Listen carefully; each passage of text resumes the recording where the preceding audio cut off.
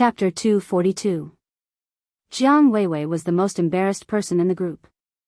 She had previously mocked Yunjian for choosing the butterfly knife as a weapon. But now that she thought about it, wasn't she the laughable one? Jiang Weiwei paused for a moment before tossing the pistol in her hand onto the table. Then, she took out a small Swiss Army knife from her backpack and stuffed it into her pocket. Pistols were very conspicuous.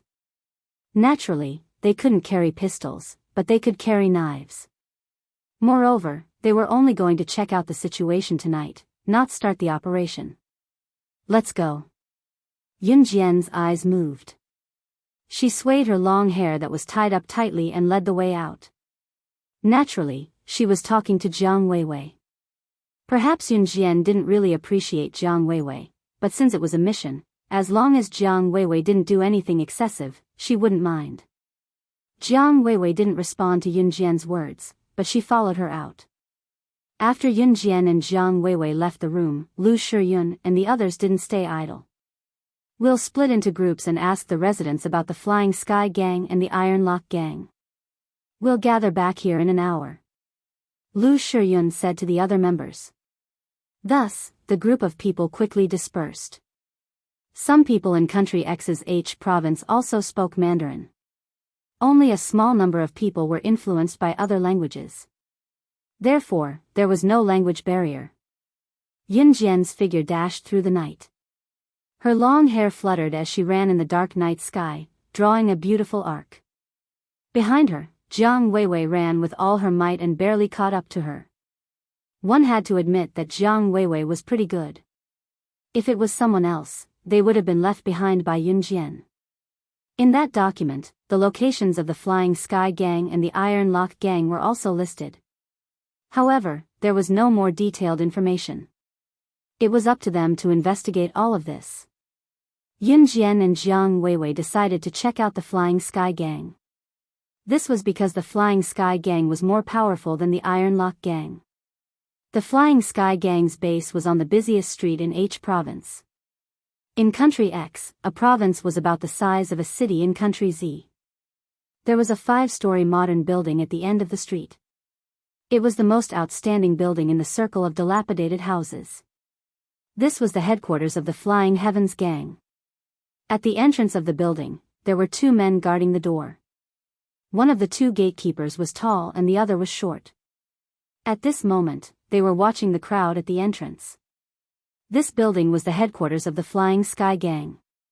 At the same time, as long as one entered the building, they would see that the lobby on the 1st and 2nd floors was a high-class casino. How are we going to get in? Jiang Weiwei would ask for Yunjian's opinion at the critical moment. Now that they were a team, even if Jiang Weiwei didn't like Yunjian, she wouldn't act alone. What do you think? Yunjian glanced at Jiang Weiwei. Break in? Jiang Weiwei pressed her hand on the pocket of her Swiss Army knife and said with a sharp look in her eyes. Blend in. Yunjian glanced at her. With that, she messed up her hair and tore her clothes until they were slightly tattered. She even smeared mud on her clothes and fair cheeks. Then, she walked out of the darkness and walked towards the entrance of the building. Jiang Weiwei was stunned. She didn't know what was going on, but she still followed after Yunjian and dirted her clothes and face.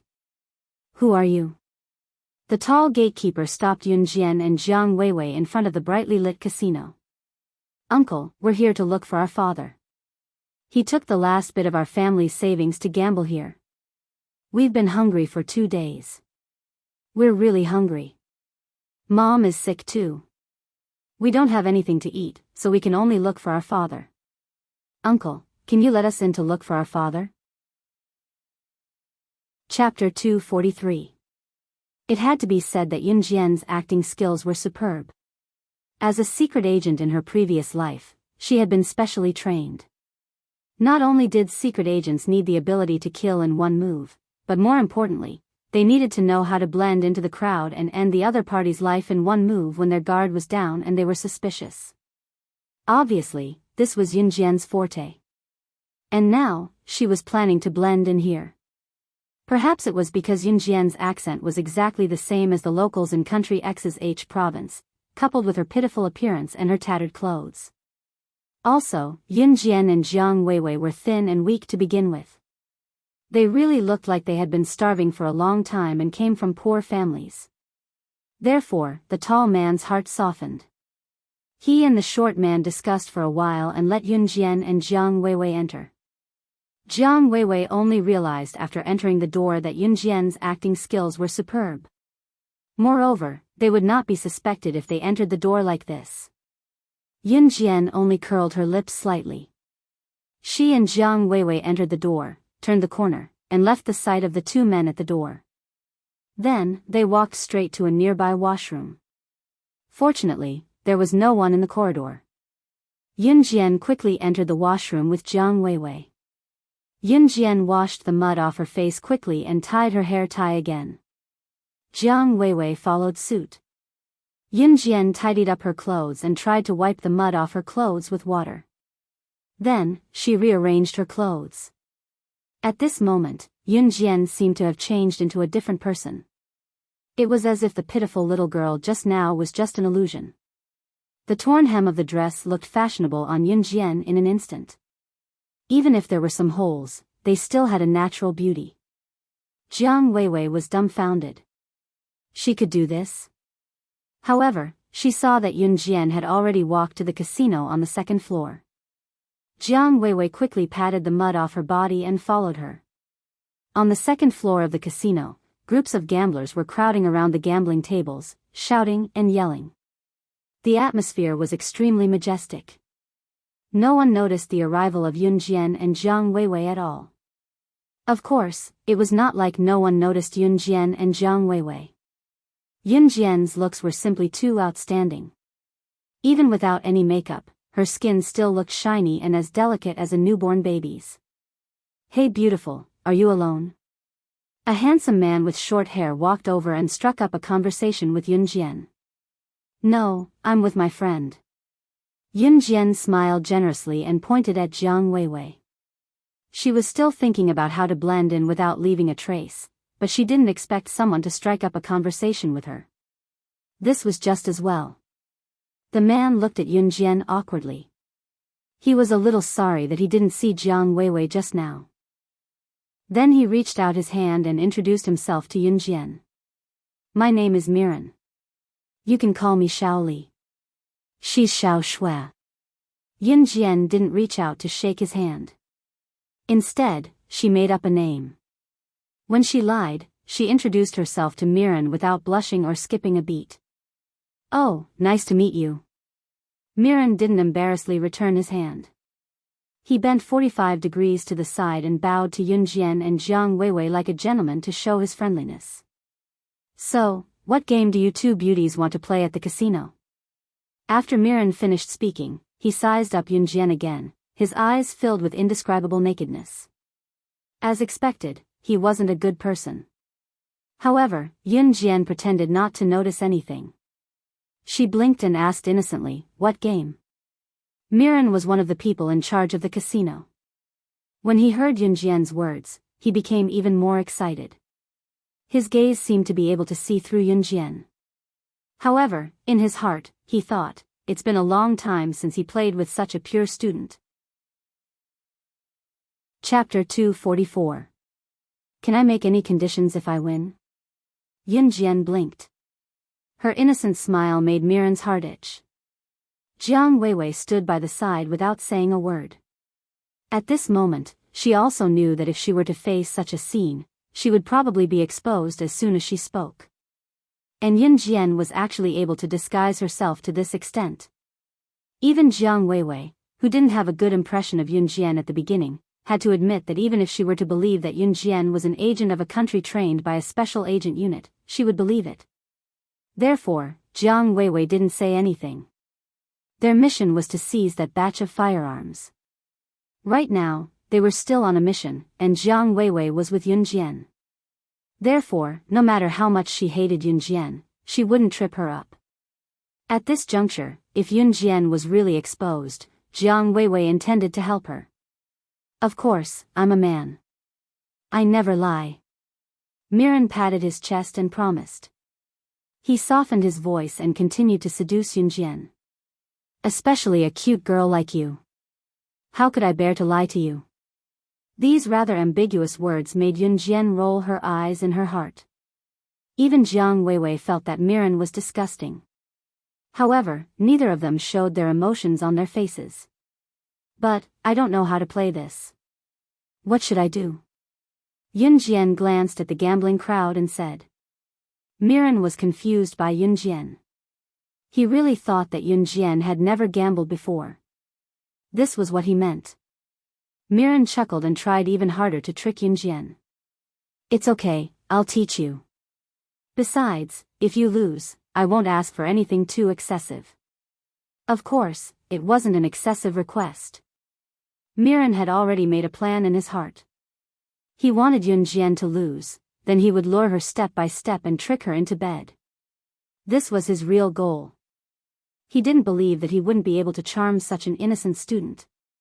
Of course, if Myron knew that Yunjian was not only the #1 secret agent, slaying God, in her previous life, but she had never met a match in the gambling circle. She was the lady gambler who was respectfully called the god of gamblers in this circle, yet she pretended to be a student who did not know how to gamble in front of him. Myron would probably be so angry that he would vomit blood. Yunjian was indeed known as the goddess of gamblers in her previous life. Back then, Yunjian had gambled wildly for an entire night at the internationally renowned Fengyun Casino. She had won a whole month's worth of profits from the Fengyun Casino, a total of $1 billion USD. In the end, Fengyun Casino had no choice but to beg her, the great Buddha, to leave. Okay. Yunjian pretended to be in a difficult position and nodded. Seeing that Yunjian had agreed, Mirren became even more excited. At the same time, from Yunjian's expression, he was even more convinced that Yunjian was gambling for the first time. In that case, was there any suspense to the outcome of this gamble? Of course, he would win. Come. Let's play over there. Mirren led Yunjian to a gambling table. He kicked away the gamblers who were still around the table and politely invited Yunjian to take a seat. Since it's your first time playing, little sister Shaoli, let's play a round of dice. As Mirren spoke, he picked up 3 dice and placed them in front of Yunjian. At the same time, he covered the 3 dice with a bowl. Chapter 245. Even the way he addressed Yunjian began to become a little ambiguous. It could be seen that Mirren was probably an expert in coaxing little girls. Yunjian smiled contemptuously, but the expression she showed in front of Mirren was an innocent and cute little face. At this moment, even Jiang Weiwei couldn't help but twitch in her heart. Fortunately, Mirren didn't notice her. Otherwise, with her performance, she would have been seen through long ago. This. Just shake the bowl like this? Yunjian continued to act like a novice who didn't know anything. Yes, the 3 dice are in the bowl. Shake it however you want, and then we'll guess the size of the dice.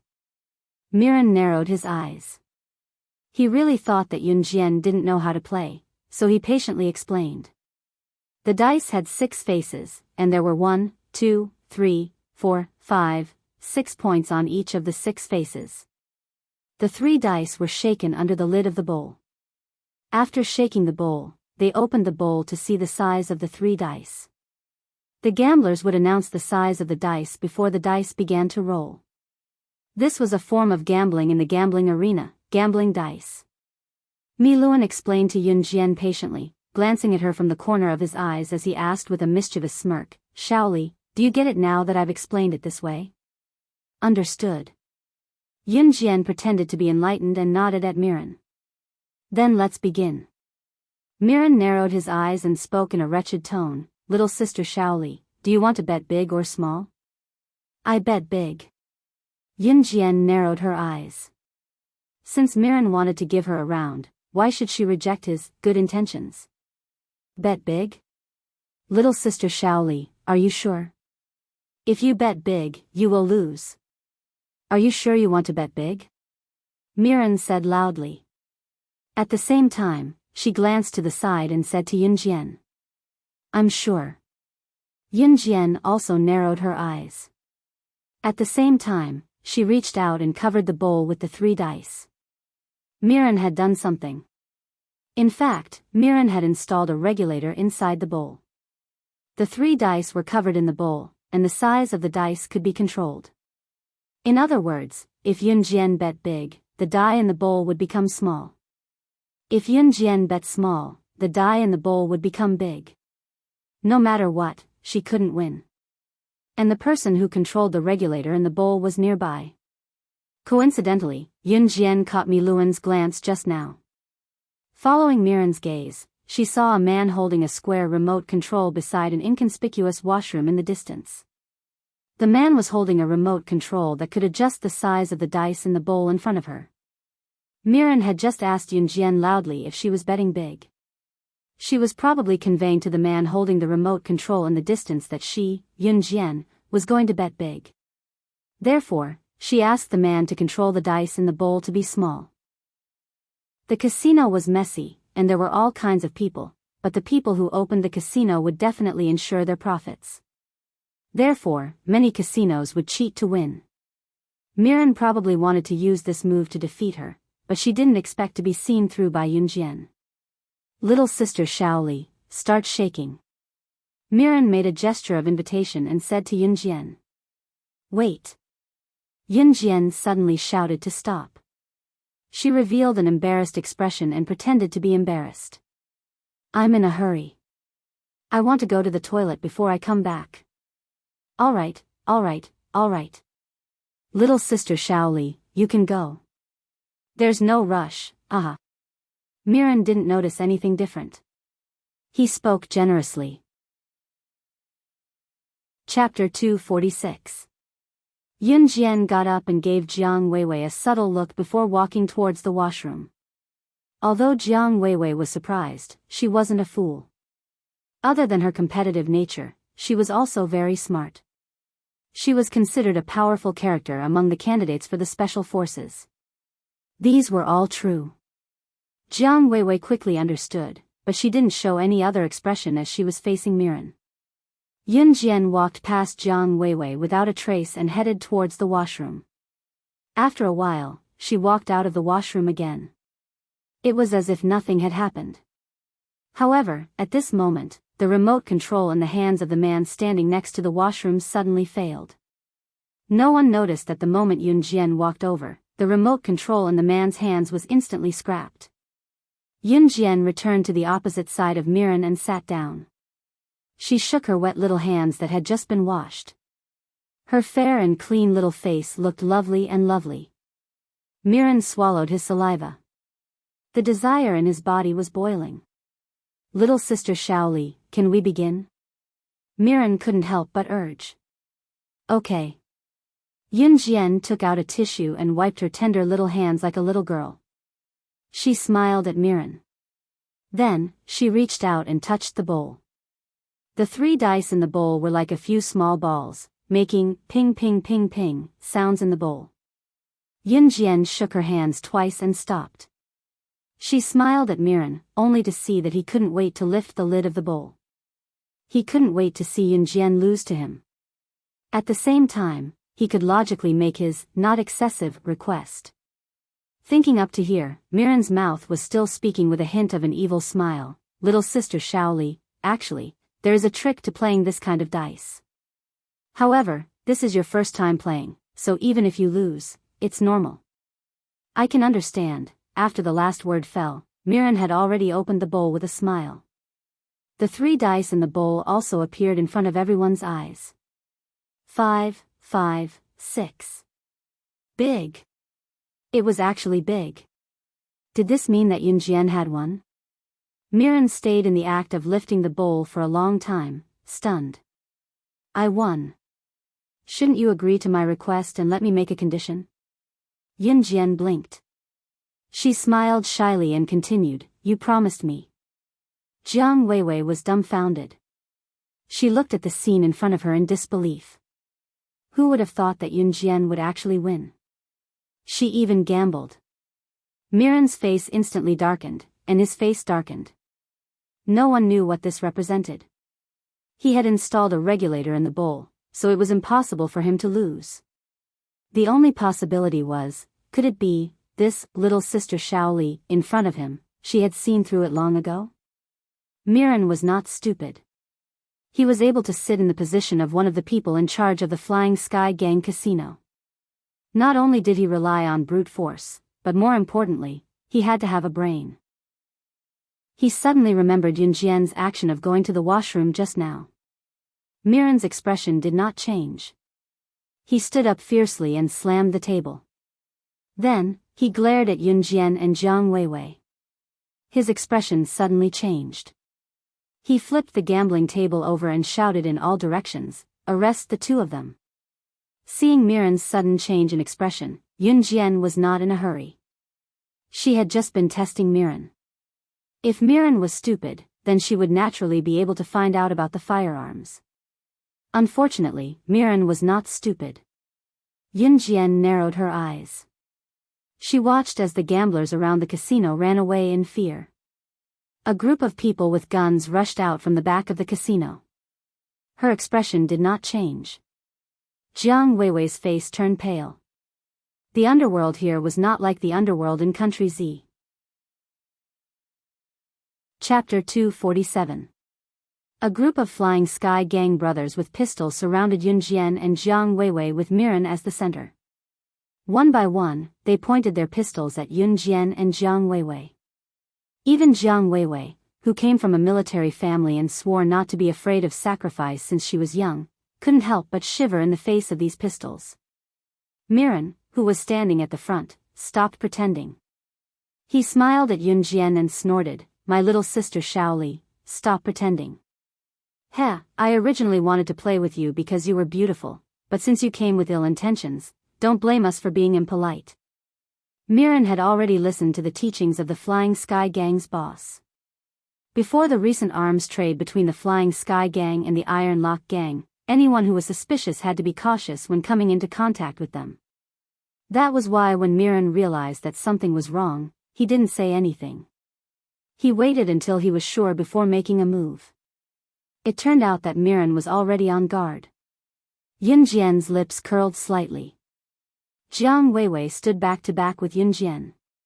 Compared to Yunjian, Jiang Weiwei never thought that they would be exposed. This seemingly obsessed Mirren was actually not as simple as she seemed on the surface. As expected, it was not easy to deceive. But the most despicable thing was that they only had knives in their hands, while the other party had so many people, and everyone was holding pistols. Jiang Weiwei finally knew why Gu Yunjian's tone was heavy when he asked them to complete the mission. However, she, Jiang Weiwei, was also a person who could bend and stretch. She never regretted the choice she had made. At critical moments, she would still throw all personal grudges to the back of her mind. Jiang Weiwei leaned against Yunjian's back and asked Yunjian in a low voice, "What should we do?" "Listen to my instructions." Yunjian also replied to her in a low voice. The interaction between Yunjian and Jiang Weiwei was not seen by Mirren and the others. Mirren, on the other hand, laughed heartily. One of Mirren's subordinates suggested, "Lord Mirren, these two women are probably undercover police agents, right?" Humph, you don't even look at yourself. How dare you behave atrociously in our Flying Sky Gang? Why don't we teach them a lesson? We'll *CK them right here so that we can have some fun too. What do you think? Ha ha ha. This was a casino, surrounded by gamblers who did not dare to escape. The dirty words of Mirren's subordinate made a group of Mirren's other brothers feel restless. Making love with these two women in public, it was probably going to be a different experience. You dare? Aren't you afraid that our people will avenge us? Although Jiang Weiwei was a woman who knew when to bow and submit, she would rather commit suicide than be humiliated to death. Thus, she clenched her teeth and said hatefully. Before Mirren could speak, his subordinates began to mock Yunjian and Jiang Weiwei on his behalf. Why wouldn't I dare? TSK, do you really think our Flying Sky Gang is an ordinary gang? Do you think I'm afraid of your people? Mirren's subordinate continued to brag, and then he exaggeratedly used an example to show off the power of his flying sky gang. Do you know Slaying God, the top secret agent on the international secret agent ranking? Humph, look at how young you two are, I'm sure you don't know. Humph, let me tell you. Even the younger brother of Slaying God, who was known as the strongest secret agent in the secret agent world, was arrested, and Slaying God went missing because of this incident. Our flying sky gang was involved. Don't you think our flying sky gang is powerful? Even a big shot like that was fooled by us. The more this person boasted, the more enthusiastic he became. He looked as if he was afraid that others would not know that he was from the flying sky gang. However, this person did not know the actual facts. He only heard that Slaying God went missing because of this incident, and the flying sky gang was also involved in the incident, so he could not help but exaggerate a little. What no one expected, however, was that Yunjian's face darkened when she heard the man's words. Chapter 248. Jiang Weiwei stood close to Yunjian's back. She could feel Yunjian's body trembling when she heard Miran's subordinates boast.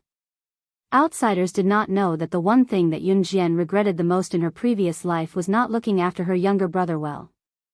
She swore that she would investigate her younger brother's death. It was not that she did not investigate after her rebirth. However, it was as if the incident had been purposely erased. She had been investigating for so long but to no avail. Today, she heard about it from a subordinate of the Flying Apsara gang. The Flying Apsara gang was involved in her younger brother's death. Yunjian was thoroughly enraged. What did I say? Pfft. Don't you understand what I'm saying, little girl? I'm saying that the Flying Apsara gang was involved in the murder of the younger brother of the international #1 agent, Slaying God. That kind of character is not something that you and I can imagine. Why, isn't this enough to show how strong the Flying Apsara gang is? The last word, strong, was stuck in his throat. Before Miran's subordinate could finish a string of words, he fell to the ground with a puff and died with a kick of his legs. Everyone was shocked by the turn of events. There was a blade stuck in the neck of the dead man who suddenly fell to the ground. The blade was 3 inches into the neck and the force was enough to kill someone on the spot. For someone to be able to exert such strength, other than an assassin, it would be a special agent. The group looked in the direction where the flying dagger came from and saw Yunjian playing with the flying dagger that came out of nowhere. Murder. Her blade can kill people. At that moment, a gambler lost control and exclaimed. There was a hint of horror in his words and his fear of Yunjian. Miran and the rest were scared out of their wits by Yunjian's action. No one saw how Yunjian attacked earlier, but she had already killed someone. Kill her. Shoot them. Miran pointed at Yunjian and Jiang Weiwei and yelled at his subordinates. At this moment, how could Miran still want to play with Yunjian and Jiang Weiwei? She was someone who could kill someone right in front of everyone's eyes without letting anyone see how she did it. How terrifying was it?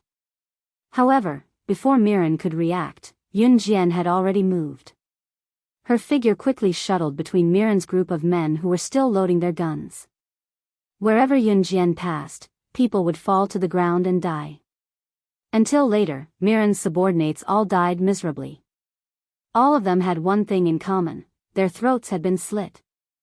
Yunjian held the butterfly knife that she had taken out from her waist at some unknown time.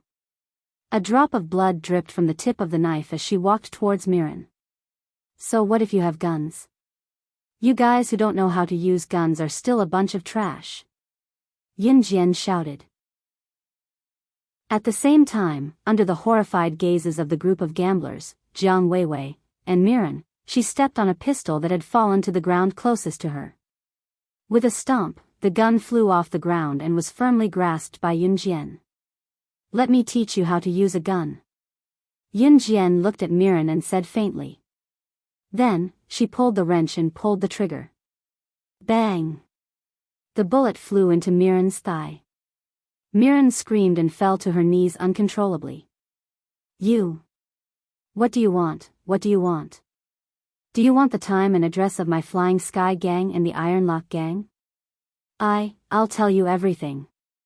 As long as you let me go. Mirren endured the pain and said hurriedly. Heh. Yun Jian sneered and revealed a strange smile. Too late. I've changed my mind. Your Flying Sky Gang will become a member of history. After that, the sound of a bullet piercing through flesh was heard. Mirren's eyes widened as she fell back. Jiang Weiwei looked at the scene in front of her and was stunned on the spot. She did not expect Yun Jian to be so powerful. They were facing a group of armed underworld forces. She even killed all of them. More importantly, Jiang Weiwei considered one thing. Yun Jian's expression changed when Mirren's subordinates mentioned Slaying God, the top secret agent ranking. Yun Jian's current code name was Slaying God. Slaying God and Slaying God were pronounced the same. Chapter 249. Although that was what Jiang Weiwei thought, she quickly tossed the thought to the back of her mind. Even if Yun Jian was related to the agent, Slaying God, now was not the time to think about it. Yun Jian had gone on a killing spree here. She had killed so many people from the Flying Sky Gang, so there was no way the Flying Sky Gang and the Iron Lock Gang would not let this slide. In that case, they would not be able to avoid arousing suspicion during the mission. Their original goal was to find out the time and address of the arms deal between the Flying Sky Gang and the Iron Lock Gang.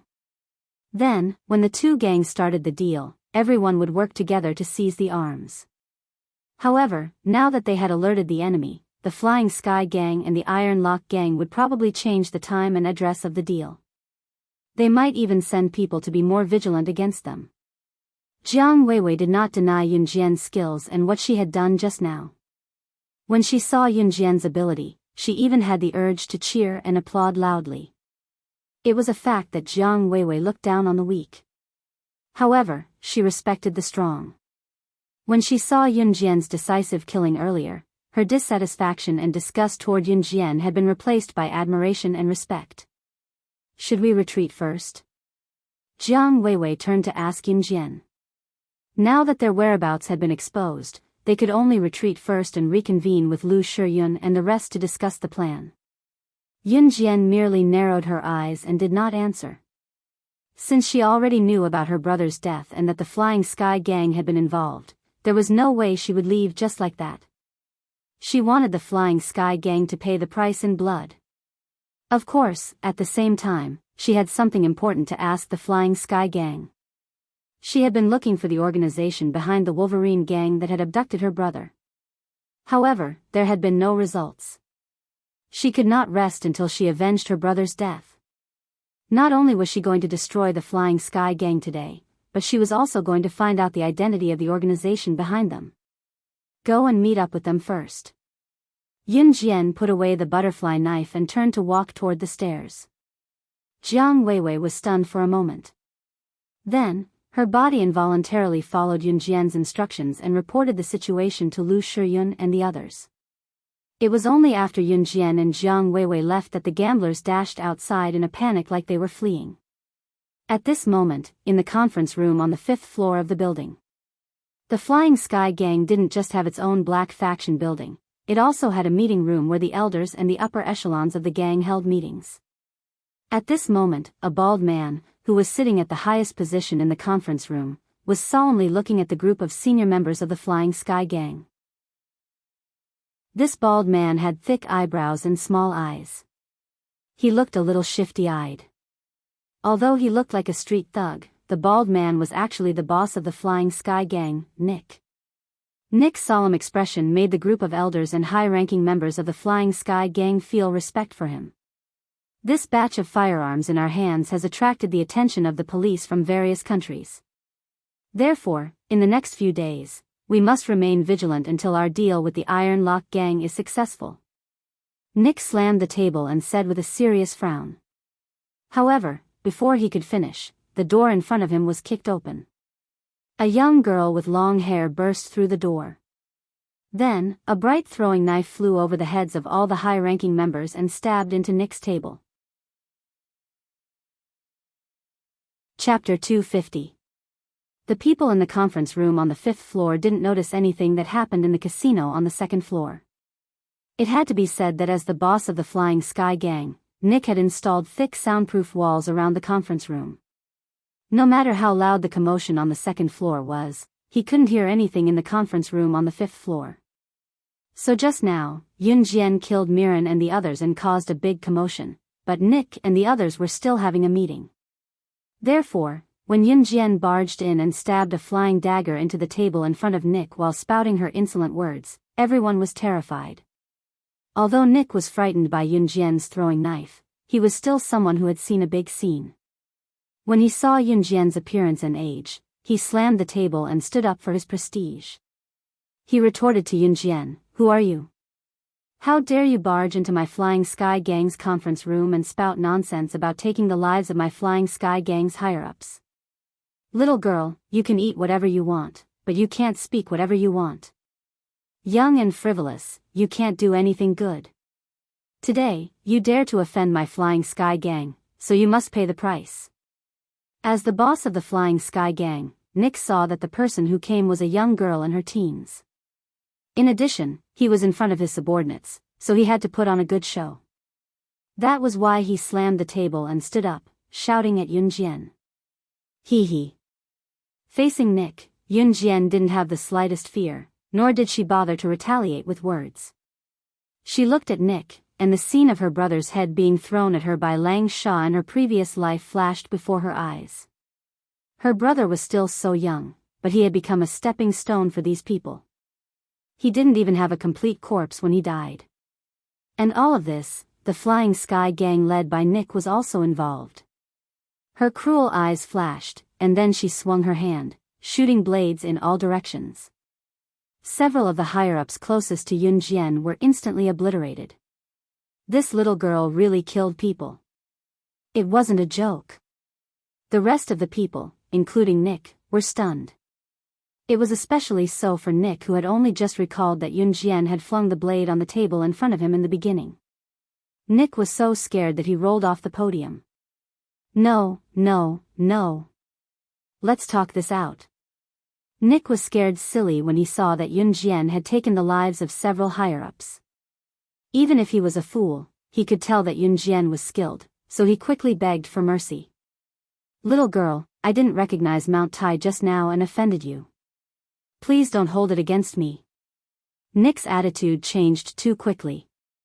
At the same time, he revealed a strange yet friendly smile and looked at Yun Jian. Little sister, our Flying Sky Gang has no enmity with you, why are you making things difficult for us?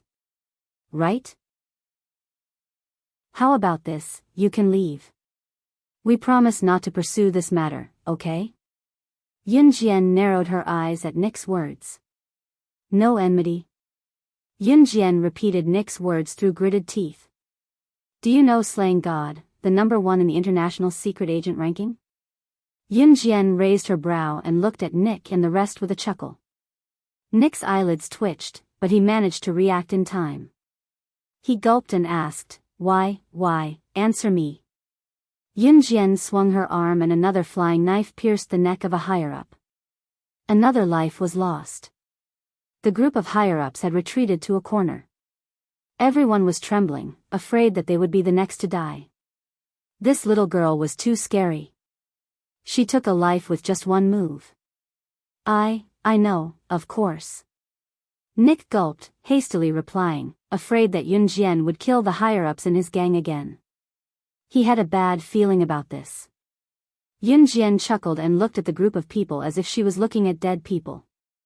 She said without holding back, since you know Slaying God, the #1 on the secret agent ranking, I'm sure you're familiar with the incident where Slaying God's brother was used as a hostage to threaten her, right? Heh, I forgot that Flying Sky Gang was involved in this as well. Then, I think we're considered to have a blood feud now. As Yun Jian spoke, she clasped her hands together and a cracking sound was heard from her knuckles. She was trying to hide her words. However, everyone present could tell what she was trying to say. Could this little girl in front of them be the famous #1 on the secret agent ranking, the most powerful secret agent king, Slaying God? After Nick heard Yun Jian's words, he fell to the ground in shock. Slaying God, the number one on the international secret agent ranking, the most powerful Wuxia mercenaries boss. Chapter 251. What? Soar Club's higher-ups immediately understood what Yun Jian meant. They stared at the long-haired girl standing in the middle with their mouths agape.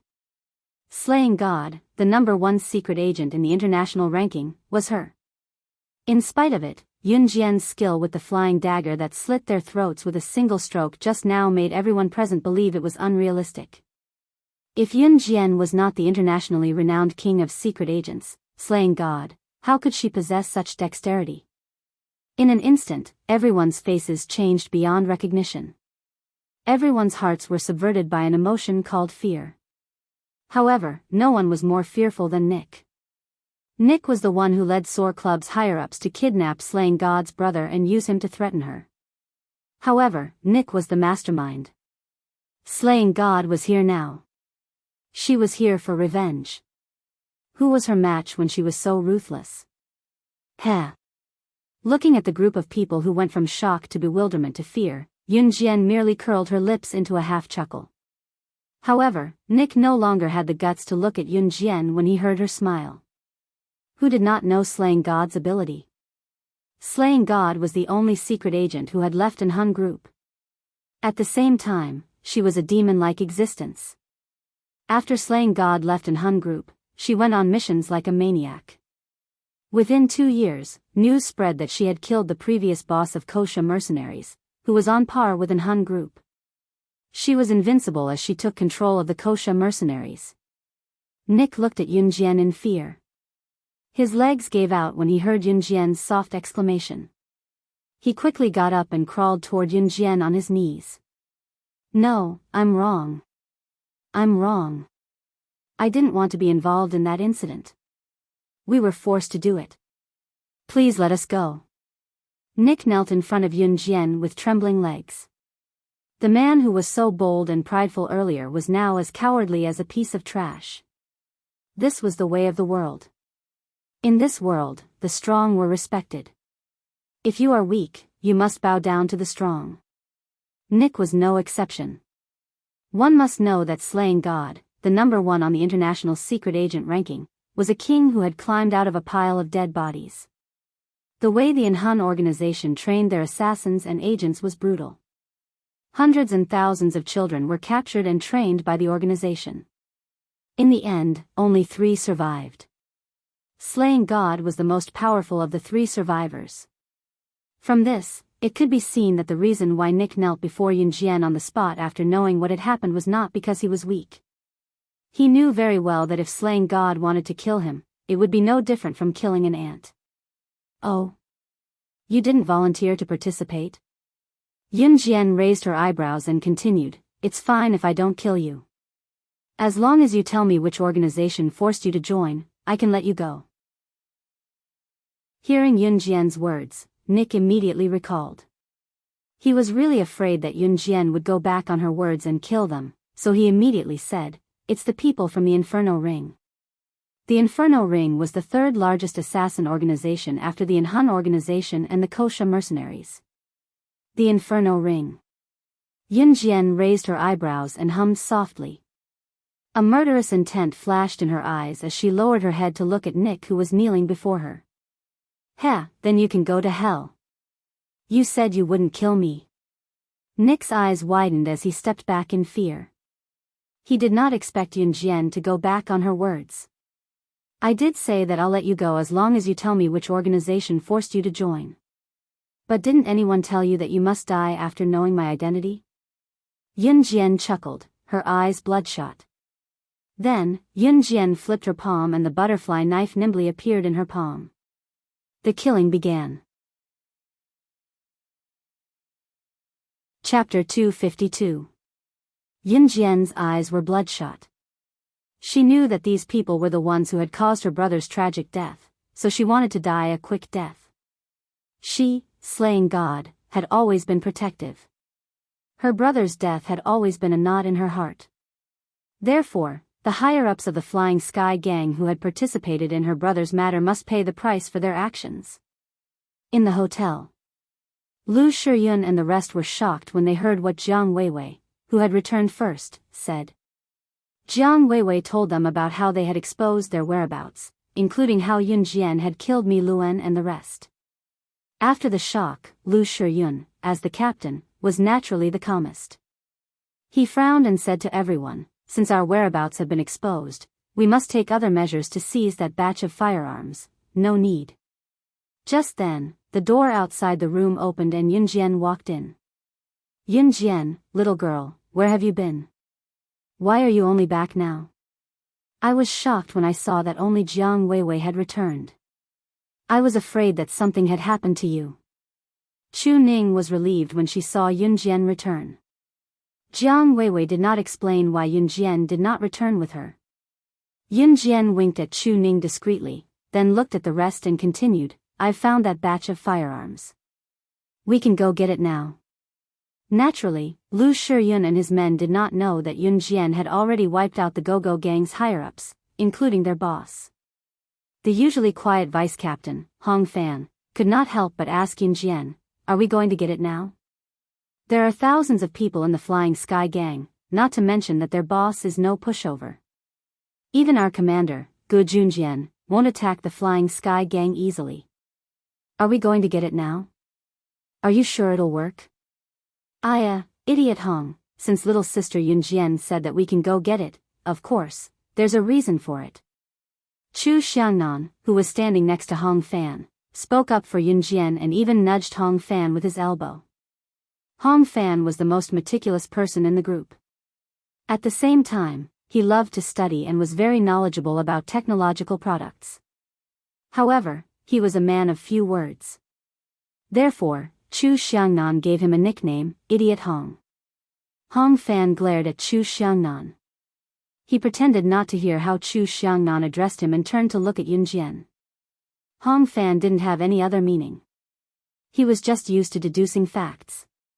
He believed that it was impossible for the few of them to directly go to the Flying Heavens faction's territory to retrieve the firearms. Yun Jian lowered her eyes and said calmly, the Flying Sky Gang's leader, Nick, and 18 other high-ranking members are dead. The remaining members of the Flying Sky Gang are no longer a threat, so we can go retrieve the firearms and report back to our country. What? The boss of the Flying Sky Gang is dead? All dead. A series of exclamations rang out. Everyone looked at Yun Jian in shock. The death of a gang's boss and the upper echelons meant that the gang had completely collapsed. Even if there were still people to replace them in the later stages, that was only the later stages. At least for now, it was absolutely easy for them to steal the firearms. Oh my God. They had just arrived for the mission. They hadn't even been here for half a day. And the result? The mission was almost completed. Even the official Advanced Special Forces soldiers had a hard time carrying out this mission, but they completed it in less than a day. Was this a dream? Just then, Lu Shiyun fell silent for a moment. He realized something and suddenly asked Yun Jian, the boss and high-ranking members of the Flying Sky Gang, were you the one who killed them? There was a hint of shock in his voice. Chapter 253. Only God knew how shocked they were when Yun Jian nodded. Yun Jian was the latest to join the team and was also the youngest. In the cross-country run earlier, she might have gotten first place because of her developed motor nerves and good stamina. However, at this point, there was no longer anyone who did not believe it. When Jiang Weiwei came back, she told them in detail about how Yun Jian had killed Mi Luan and the rest. Now that Yun Jian had killed the Go-Go gang's senior members, including the gang's boss, Nick, they would not doubt it. They were in disbelief. Shock and fear. How terrifying was Yun Jian's skill to be able to do that? Let's steal the firearms while the Go-Go gang is in chaos. You guys know how to drive, right? I've checked it out just now. The firearms are all loaded in trucks, 4 in total. I can drive one, you guys can take the other 3, Yun Jian told them. Lu Shiyun answered quickly, we can. Hong Fan, Fang Xiaoran, and I have all gotten our driver's licenses. It's no problem for us to drive the trucks. In the outside world, they all addressed each other by code names, but in this room, there was no need for that. What's more, the most dangerous people were already dead. Lu Shiyun did not ask why Yun Jian knew how to drive a truck as well. In fact, Yun Jian had become an omnipotent figure in their hearts. If it were not for her, it would be difficult for them to complete the mission, what more completing it in less than half a day. Before they departed, Lu Shiyun contacted Gu Junjian. Yun Jian then led them to steal the 4 trucks. There were no obstacles along the way. When they drove out, Gu Junjian, whom they had contacted earlier, had already sent someone to pick them up. They returned home that night. They only returned to Longmen City when it was almost evening the next day and saw Gu Junjian right away. Looking at Gu Junjian, whom they had just bid farewell to yesterday but met again today, a sense of pride rose within them. They had completed a mission that even the advanced special forces found difficult to complete in less than half a day. They were back again. How could he not be proud? Although all this pride was given to her by Yun Jian. Hence, they were inwardly grateful to Yun Jian.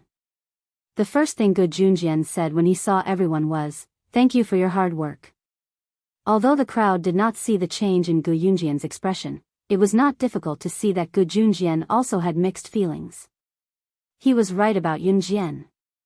But then again, it wasn't strange for someone who could kill Wolf Blade, who was ranked 10th on the international assassin rankings, to have such abilities. Rest well for the next few days. I've already spoken to the school on your behalf, Gu Junjian continued. Also, after this mission is completed, the higher-ups will give you a reward. You will be informed when the time comes. After Gu Junjian finished speaking, he asked someone to drive Yun Jian and the others home one by one. Just as Yun Jian got home, she saw Qin Yiru, who did not go to work, packing a bunch of things. She even stuffed them into an old bag and was about to leave with it. "Mom, where are you going?"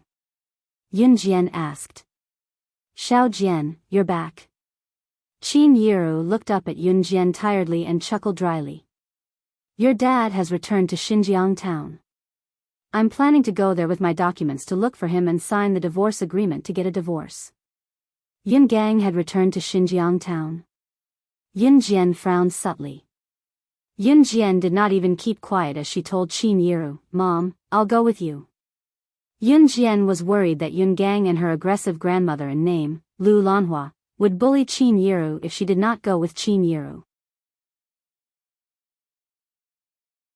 Chapter 254. Qin Yiru did not refuse this time. After the previous incident, she no longer treated Yun Jian as a child. Moreover, she was not confident about going back alone. After all, with her mother-in-law Lu Lanhua's shrewish personality, if they really got into a fight, it was unknown whether the divorce would go through. If Yun Jian went back with her, it would give Qin Yiru a sense of security. "Okay." Qin Yiru nodded. "Then let's go take the bus now." "Okay," Yun Jian agreed. She reached out to take Qin Yiru's bag. "Mom, let me take it." Qin Yiru was gratified and let Yun Jian take the bag from her. Qin Yiru and Yun Jian went to the bus station to board the bus back to Xinjiang town. It was the last bus in winter. Qin Yiru had planned to take the bus home today and then return to her parents' house to stay the night. She would visit her parents' house while she was at it. She would then go to Yun Gang's Civil Affairs Bureau tomorrow morning to get a divorce. Qin Yiru had returned to Xinjiang town before the sky turned dark because she would only knock off in the evening. She did not plan to work overtime today, so she had applied for leave the next morning and morning. Once she was done with the divorce, she would rush back to work immediately, so she only delayed her work by half a day. She planned to return to her parents' house to stay the night. Although Qin Yiru's parents' house was not good, it was still her parents' house. At the end of the day, she had to be filial to her mother because her mother was the one who raised her. No matter how disharmonious they were, she could not lose her filial piety. Qin Yiru and Yun Jian only arrived at Xinjiang town when it was already dark. Qin Yiru carried a big bag of fruits back to her parents' house. When she opened the door to her parents' house, she looked around but did not see anyone. It's probably because your grandmother and the rest aren't here, Qin Yiru mumbled softly to herself. Yun Jian did not want to come here. After all, Zhang Meihua's family had treated Qin Yiru and her like that. However, according to Qin Yiru, she was still her mother no matter what. She still had to show her filial piety. At most, she would avoid contact with her in the future. Not long after she said that, a few people walked in. Zhang Meihua and the others came back from the market with a bunch of vegetables, fruits, fish, and meat. It was as if they were going to hold a big banquet. At that moment, they all had smiles on their faces. The cheerful smiles froze abruptly when they saw Yun Jian and Qin Yiru. Fear flashed across their faces. Zhang Meihua, her face turned green when she saw Yun Jian. Oh God, why was her terrifying granddaughter here again? The last time Yun Jian threw a flying dagger at them, the scene where the dagger got stuck in the wall was still fresh in their minds. Zhang Meihua, in particular, had peed her pants on the spot. She still shuddered when she recalled it today. You, why are you guys here? Zhang Meihua was terrified. She took a few steps back and looked at Yun Jian with fear in her eyes. Qin Liqian followed behind Zhang Meihua and stared at Yun Jian fearfully as well. He looked like he had seen a ferocious beast in the river. If others were to see this, they would probably snicker. After all, Zhang Meihua was Yun Jian's grandmother and Qin Liqian was Yun Jian's uncle. Both of them looked panicked and fearful when they saw Yun Jian. It was truly shocking. Mom, don't be scared. Xiao Jian and I came back today to visit you guys. I'm planning to file for divorce with Yun Gang tomorrow morning, so we'd like to stay here for the night. Also, here are some fruits. Xiao Jian and I picked them out from the fruit stall beside the bus stop. They're fresh, so we brought them for you guys to try. Qin Yiru placed the fruits on the table. Zhang Meihua had long felt Yun Jian's threatening gaze. How would she dare to chase them away? The lesson from last time was unforgettable. Okay, stay. Feel free to stay. Zhang Meihua took a few glances at Yun Jian and gulped. Qin Yiru smiled when she heard that. This was her mother after all. Even if she did not like them, she did not wish for them to become enemies. Right, Mom, you guys bought so many things. Are you treating us to dinner? Qin Yiru asked with a glance at the things Zhang Meihua had brought back. Zhang Meihua had calmed down and her attitude was not as harsh as before. Probably due to her fear of Yun Jian, her tone was gentler. It's Fangfang who's coming back to visit her parents today. Chapter 255. Qin Yiru smiled when she heard that Qin Fangfang was coming back. Qin Fangfang was the only one in Qin Yiru's generation who managed to get into university. Even among her peers, Qin Fangfang's grades were the best. Not to mention now, in Qin Yiru's generation, the number of people who managed to get into university could be counted with one's fingers. Therefore, in the past, the villagers all had the feeling that whoever's child could get into university was a talent. Qin Fangfang was undoubtedly a talent. She got into a famous university in another province and settled down there after graduation. In the end, she even met a rich boyfriend and got married in another province. She rarely came back. Qin Fangfang, on the other hand, was the closest to Qin Yiru among the Qins. The two sisters were so close that they could talk about anything. However, Qin Fangfang went to university, worked, and got married, so she did not have time to come back. Therefore, their relationship faded as time passed. When Zhang Meihua heard that her youngest daughter was going back home to visit her parents, she was all smiles. Her youngest daughter had always been her pride. She was good at her studies when she was young. Not only did she get into a famous university, she even married a rich man. Oh my, it was said that he was worth millions. His family could even afford to drive a car. In this era, those who could afford to drive a car were definitely from a rich family. Honk, honk, honk. Not long after, the sound of a car horn came from outside the door. Zhang Meihua heard it and ran out immediately. Qin Yiru pulled Yunjian and followed Zhang Meihua and the rest out. At this moment, they saw a black Santana outside the door, honking as it drove over.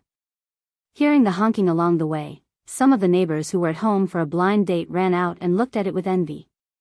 Someone even pointed at the Santana and shouted, "Look, it's a car." Rich people. In this era, it was rare to see a car in a small town like Xinjiang town. Even if there was a car, it would only be driven back by the rich who went out to work. In the entire town, there were probably only 1 or 2 families who could afford to drive a car. Therefore, when Zhang Meihua heard the neighbors' praises, her face was full of smiles and pride. That was her son-in-law's car. The sedan was also honking loudly as it drove all the way to the door. The passenger door of the car opened, and a fashionably dressed woman got out of the Santana. "Mom. Sis. You're all here." The woman saw Zhang Meihua and Qin Yiru and shouted in surprise. This fashionably dressed woman was undoubtedly Qin Fangfang, Qin Yiru's sister and Yunjian's aunt. She looked happy just a moment to come back. She frowned, her face, who was just radiant just now, instantly, her face, who was just now, she was too, who was just a moment ago, she was, she, who was just a moment ago, she. Her to s to look, she's, she was to her to be too's. "No, it's the same as the last time I saw you." Qin Yiru chuckled awkwardly, trying to ease the tension. "You have to take good care of yourself." Qin Fangfang consoled Qin Yiru. She then noticed Yunjian who was standing beside Qin Yiru. She took a few glances at Yunjian and exclaimed in surprise, "Ah, is this Xiao Jian? You've grown so big." "Xiao Jian, this is your aunt. Quick, greet her." Qin Yiru nudged Yunjian with a smile. Yunjian had a good impression of Qin Fangfang when she saw how well she treated Qin Yiru. "Auntie," Yunjian called out. "Oh, good girl." Qin Fangfang beamed. "Oh my, what is this lousy place? It's so shabby. Fangfang, come over quick." A wealthy woman in her 50s or 60s alighted from the Santana. She was dressed in branded fur and her tone was indescribably smug. This person was Qin Fangfang's mother-in-law, Zhu Hengxiang. Chapter 256. Zhu Hengxiang was in her 50s or 60s, but her skin was smooth and well-maintained, making her look like she was in her 30s or 40s. She did not look old at all. Judging from her appearance, Zhu Hengxiang also had a radiant face. She was also quite good-looking. It could be seen that when she was young, she must have been a great beauty. However, the words that came out of her mouth were not as pleasant. Qin Fangfang smiled awkwardly and ran back to help her mother-in-law. It was Zhu Hengxiang's first time in Xinjiang town. She had refused to come in the past but insisted on tagging along today. In addition, Zhu Hengxiang's overbearing manner was disagreeable. "Oh, my in-law, you're here. Xiao Wen is here too. Welcome, welcome." Zhang Meihua put on her signature smile and went up to her. Zhang Meihua had met Zhu Hengxiang before. She was the one who had gone out of the province to discuss Qin Fangfang and Sun Baiwen's wedding. "I can't afford to be in-law." Zhu Hengxiang did not give Zhang Meihua any face. After she finished speaking, she muttered a few more words. "Oh my, this place is so shabby. It's so shabby and small. I really don't know how to live here." Zhu Hengxiang grew up in a wealthy family and was a typical landowner's daughter. She had been living in the upper middle-class society and had always looked down on those who lived at the bottom of society. Zhu Hengxiang quite liked Qin Fangfang as her daughter-in-law, but she had intervened when she heard about Qin Fangfang's family background. Her son, Sun Baiwen, had his heart set on Qin Fangfang and even said that he would marry no one else but her in this life. Zhu Hengxiang was afraid that her son would really not marry and the Sun family would have no descendants in the future, so she agreed to it reluctantly. Zhang Meihua and the rest heard Zhu Hengxiang's grumbling and smiled awkwardly. Sun Baiwen smiled as well. Sun Baiwen was different from Zhu Hengxiang. Although Zhu Hengxiang gave birth to Sun Baiwen, he looked gentle and polite. He was also a nice person and would not point out other people's shortcomings. Mother-in-law, we're here in Longmen City for something, so we thought we'd drop by to visit you. Fang Fang picked out quite a number of gifts and they're in the trunk.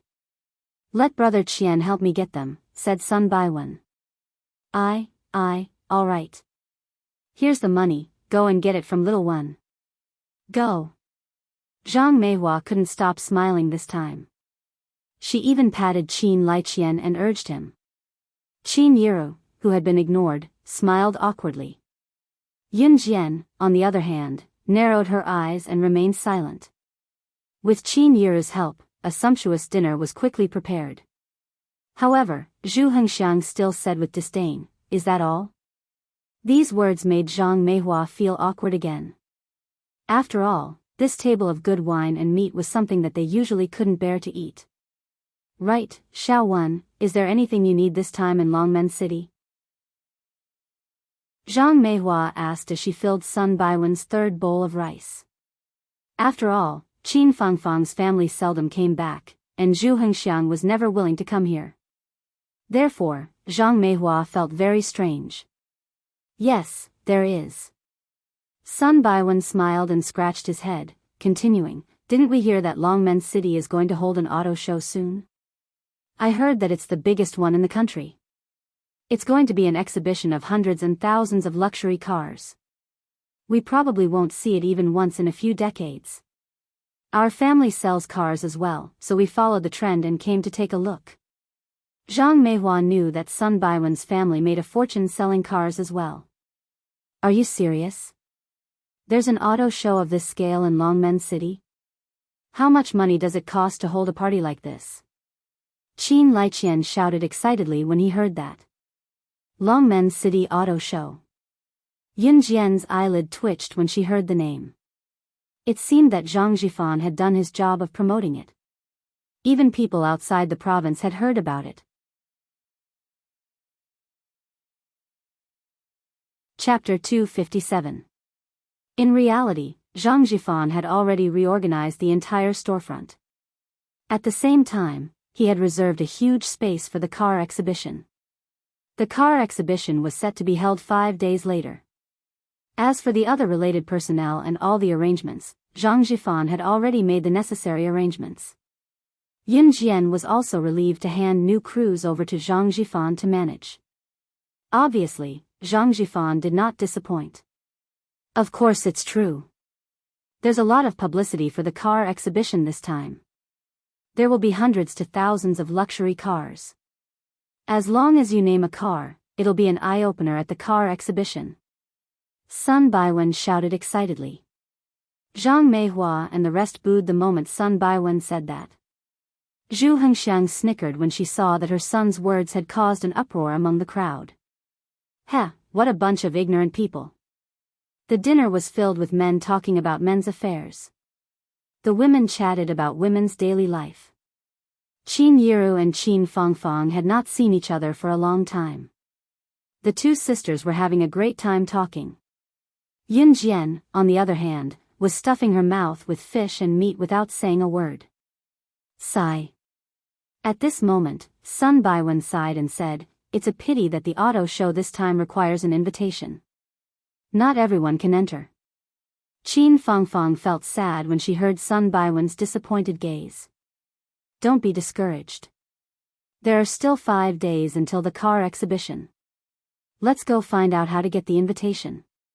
If there's really no other way, we can just take a look outside the car exhibition. Let's give it a try. Qin Fangfang turned to look at her husband, Sun Baiwen, and stopped talking to Qin Yiru.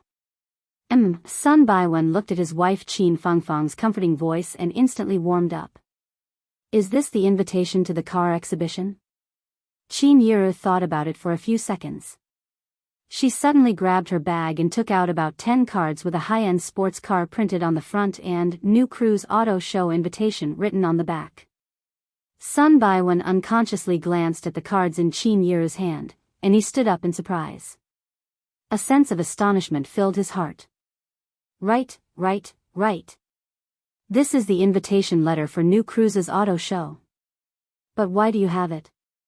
And you have at least a dozen invitations in your hands. New Cruise only sent out 1,000 invitations to the outside world, and those who were invited were all leaders of the business world, Long Xiao. Even we didn't have the right to be invited. Sun Baiwen stared at the invitations that Qin Yiru had taken out in shock, stupefied. The auto exhibition organized by New Cruise this time only invited the rich or powerful bosses. Even those big bosses only had one invitation letter in their hands at most. There were already people in the market who were buying the invitation cards at high prices just to witness the splendor of the country's largest auto show.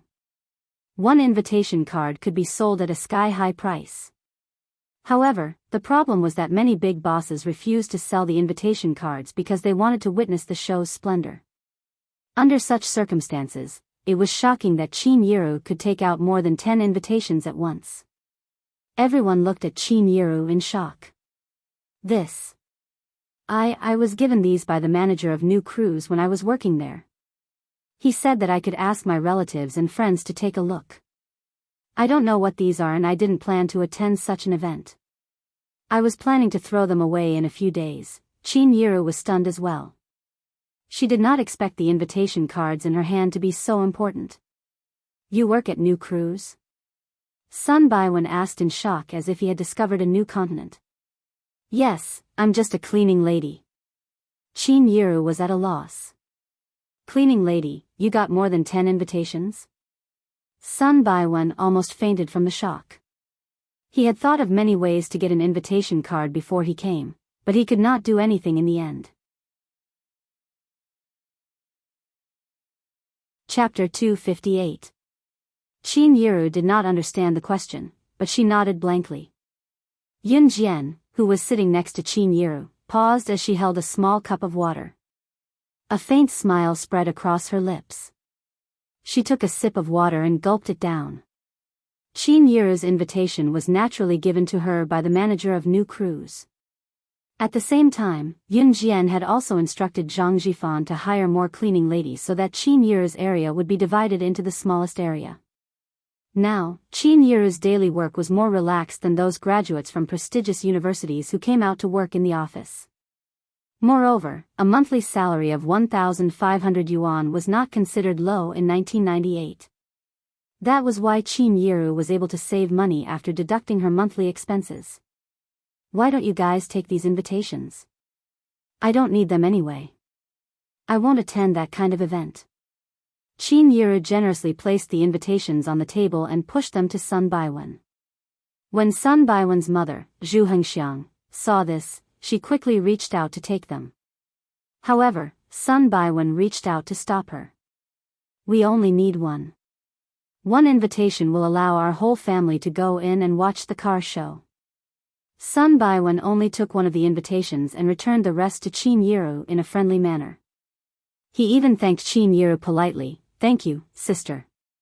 One invitation would allow their whole family to go in and watch the car show. As long as one person had one invitation, they could bring their family and friends to visit. There was no limit to the number of people they could bring. This was also an idea that Yun Jian came up with. The cars she sold were targeted at the big bosses. Even if ordinary people went, they would not be able to afford them. This was not to say that Yun Jian looked down on the poor, but it was a business concept. Of course, if the big bosses brought their family and friends to visit, it would be very different. Usually, the family and friends of the big bosses would not be too poor. Especially the friends of the big bosses, they would only become friends because they were in the same circle. Therefore, most of them had families that could afford cars. Therefore, if these people went, they would most likely spend money to buy cars in the future. After dinner, the sky was completely dark. However, Xinjiang town had street lights at night, so there was no need to worry about the dark. Qin Fangfang dragged Qin Yiru out for a walk. At night, Qin Fangfang requested to sleep with Qin Yiru. The two sisters had a lot of things to talk about since they were rarely together. Fortunately, there were plenty of rooms in Zhang Meihua's house, so she arranged one for Yunjian. Although Sun Baiwen couldn't hug his wife to sleep for the whole night, he could understand Qin Fangfang very well, so he agreed. The next morning, Yunjian returned to her first home since her rebirth with Qin Yiru.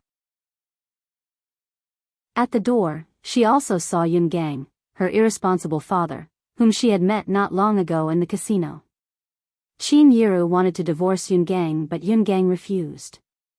In the end, it was Yunjian's grandfather, Yun Zhong, who felt that his son had ruined the family and forced him to sign the divorce agreement. It was only then that the matter was settled. The matter was finally settled.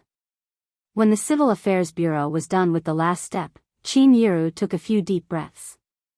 The weather today was similar to when she and Yun Gang registered their marriage. The sun was high up in the sky.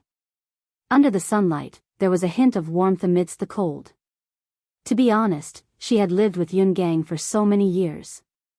It would be a lie to say that she had no feelings for him. However, as time went by, Yun Gang committed more and more mistakes. Her patience had been worn out. Yun Jian held Qin Yiru's hand. Holding her mother's rough hand, Qin Yiru made their way to the bus stop back to Longmen City. She swore that she would never let Qin Yiru suffer in the future.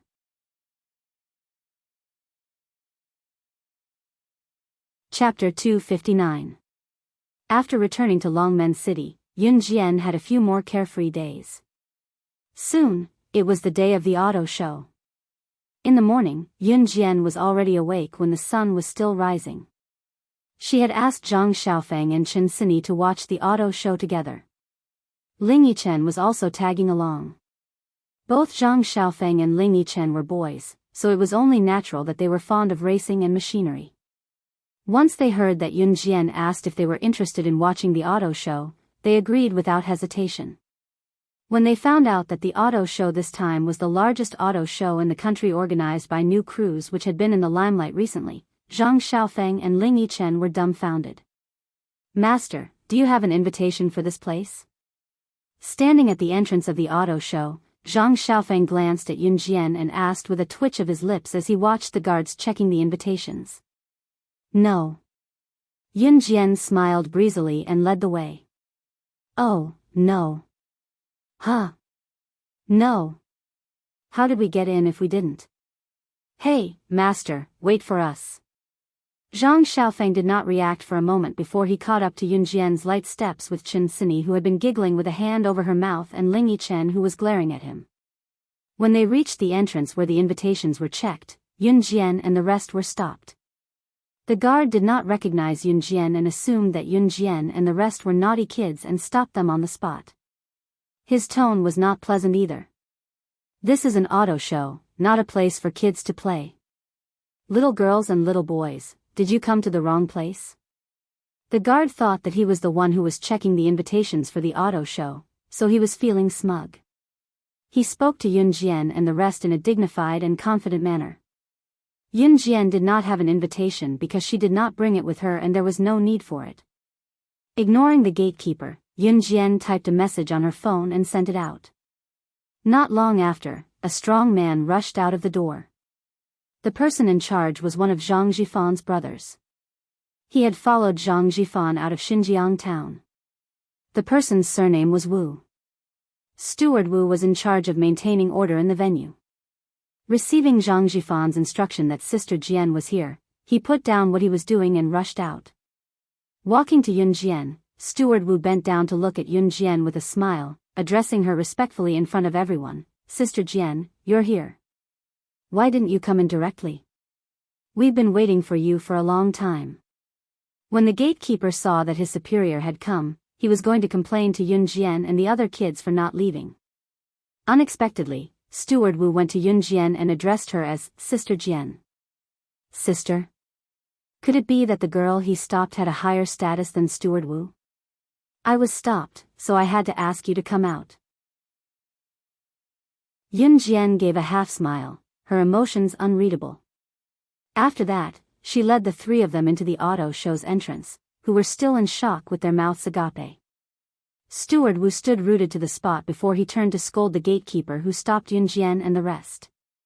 Xiao Wang, you've King caused trouble for me. If Sister Jian blames you, you'll have to bear the consequences. It was obvious that Steward Wu knew the gatekeeper named Xiao Wang. Steward Wu, can it be that serious? Xiao Wang was dumbfounded. He did not expect that he was the one who stopped the girl just now. Could it be that serious? Do you know who's organizing this auto show?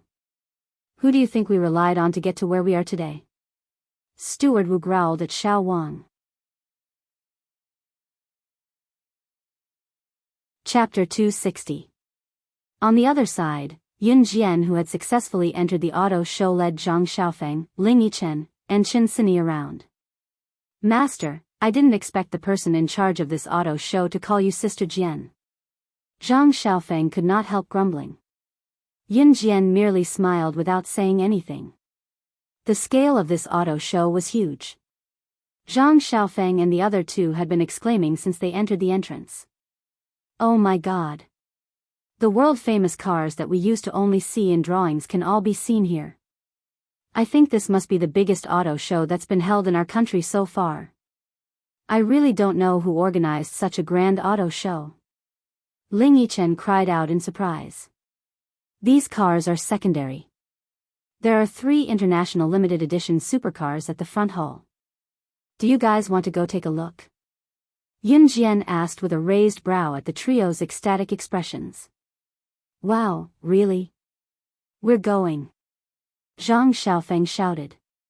With Yun Jian leading the way, the group went to the front hall.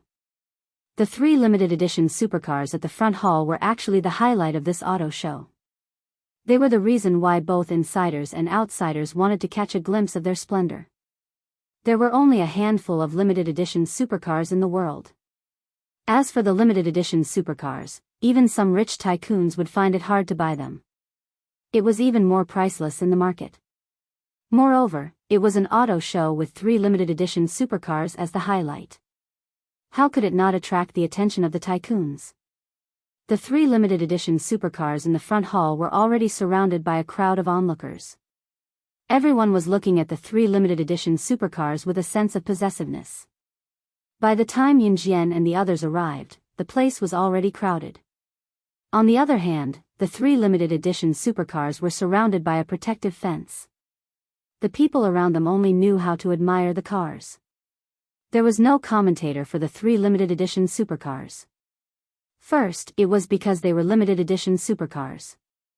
Most of the commentators would have a hard time describing the cars in a captivating manner. Secondly, it was because this was a supercar. The commentators themselves had never had the chance to touch it, so it was even harder for them to talk about it. Yun Jian saw many familiar faces in the crowd, including Mayor Gu, the mafia boss Su Zetian, and others who had been invited. She pursed her lips. Just as she was about to lead Zhang Xiaofeng and the other 2 over, she heard Qin Fangfang's voice. Xiao Jian, are you here for a visit too? Is your mother here? Qin Fangfang stopped Yun Jian when she saw her. When Yun Jian saw that it was her aunt, Qin Fangfang, and the others, she nodded and said, My mom didn't come. She didn't go to work today. She said that today's event was too lively, so she didn't want to join in the fun. Hearing that her sister did not come, Qin Fangfang could not help but feel disappointed for a while.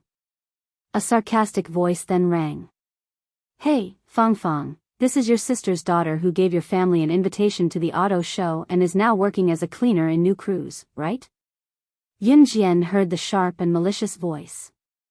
Squinting her eyes, she saw a woman dressed to the nines standing beside Zhu Hengxiang. The woman was actually Zhu Hengxiang's biological daughter, Qin Fangfang's sister-in-law, Sun Baiyan.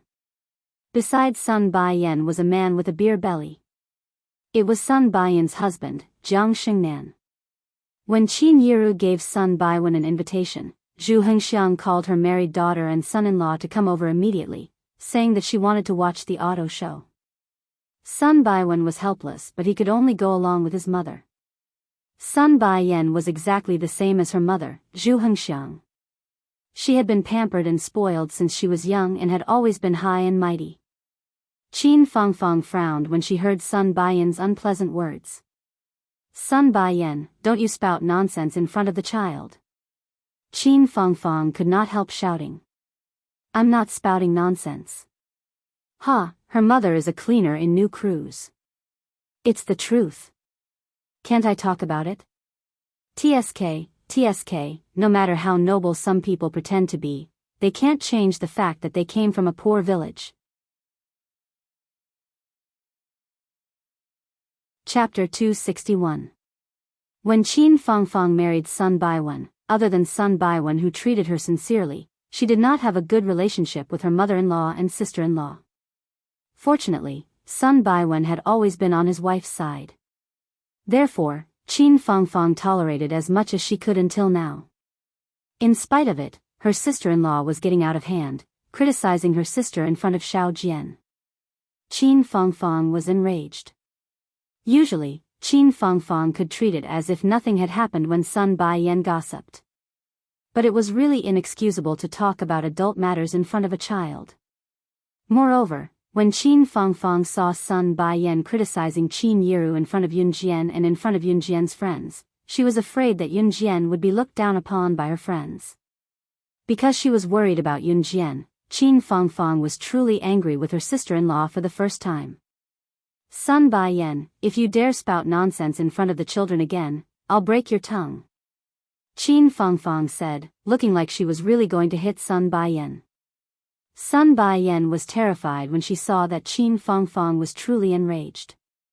She quickly hid behind Zhu Hengxiang and tugged at the corner of the latter's shirt, shouting, "Oh my, she's rebelling. Mom, your daughter-in-law is getting bolder. She's going to hit her sister-in-law." She sounded like she was telling the truth. Sun Baiyan's husband, Jiang Xingnan, stood like he was not there, not daring to say a word. Zhu Hengxiang was on her daughter's side, of course. When she saw how Qin Fangfang was behaving, she did not care that she was in public and acted like a shrew. She pointed at Qin Fangfang and said, "Great. You're rebelling. How dare you hit my Yanyan? You." Just as Zhu Hengxiang was about to explode, Yunjian shielded Qin Fangfang behind her and told Zhu Hengxiang and her friends, "Arguments aren't allowed during the auto show. If you make a ruckus again, get lost." Yunjian's words made their eyelids twitch. Only Zhang Xiaofeng and his friends stood aside and watched. They knew that those who offended Yunjian would not end well. "Who do you think you are?" Zhu Hengxiang shouted without thinking. Her shout was so loud that it attracted the attention of a group of big bosses who were watching the auto show. "Are we supposed to leave just because you told us to?" Zhu Hengxiang continued to curse Yunjian loudly. Her words were getting worse and worse. "Why don't you take a look at yourself? Don't act like you're the supervisor of an auto show. Aren't you just the daughter of a cleaning lady in New Cruise? Heh, look at your poor and pedantic appearance. What right do you have to tell us to scram?" At this moment, Zhu Hengxiang seemed to have forgotten that the reason they were able to participate in the auto show was because of the disdainful, cleaning auntie that she had mentioned. Biting the hand that feeds you is nothing more than this. "Mom, stop talking.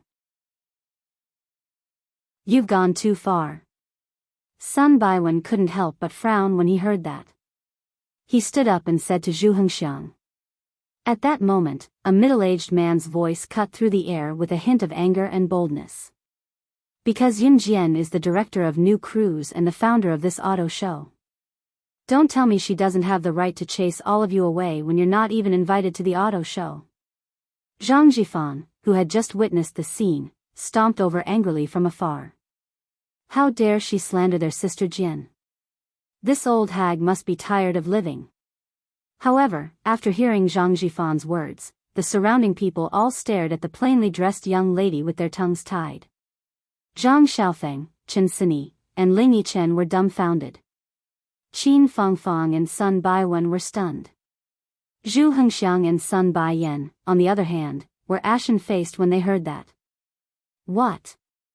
New Cruise's director was Yunjian. Chapter 262. Shock aside, Zhang Jifan was already standing in front of Yunjian by the time the crowd recovered.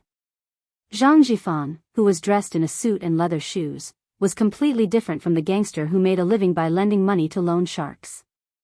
All these changes were bestowed upon him by Yun Jian. Zhang Jifan went to Yun Jian and bowed at Yun Jian, calling out, "Sister Jian."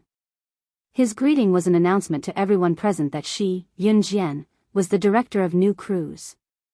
There was no one else. It was not an empty promise. The crowd snapped out of their shock. Ha ha ha. A deep chuckle was heard. What came into everyone's view was Mayor Gu's smiling face. "Little girl, we meet again. I really didn't expect that you would be the one who organized the auto show this time. You're New Cruise's director." Mayor Gu exclaimed before he seemed to recall something and exclaimed, "No wonder you bought a storefront that wasn't worth that much at the auction the last time with a whopping 14 million yuan. So, it's to start a company." Forget where Yun Jian's money came from. Her purchase of a storefront for more than 10 million yuan was the height of stupidity in other people's eyes.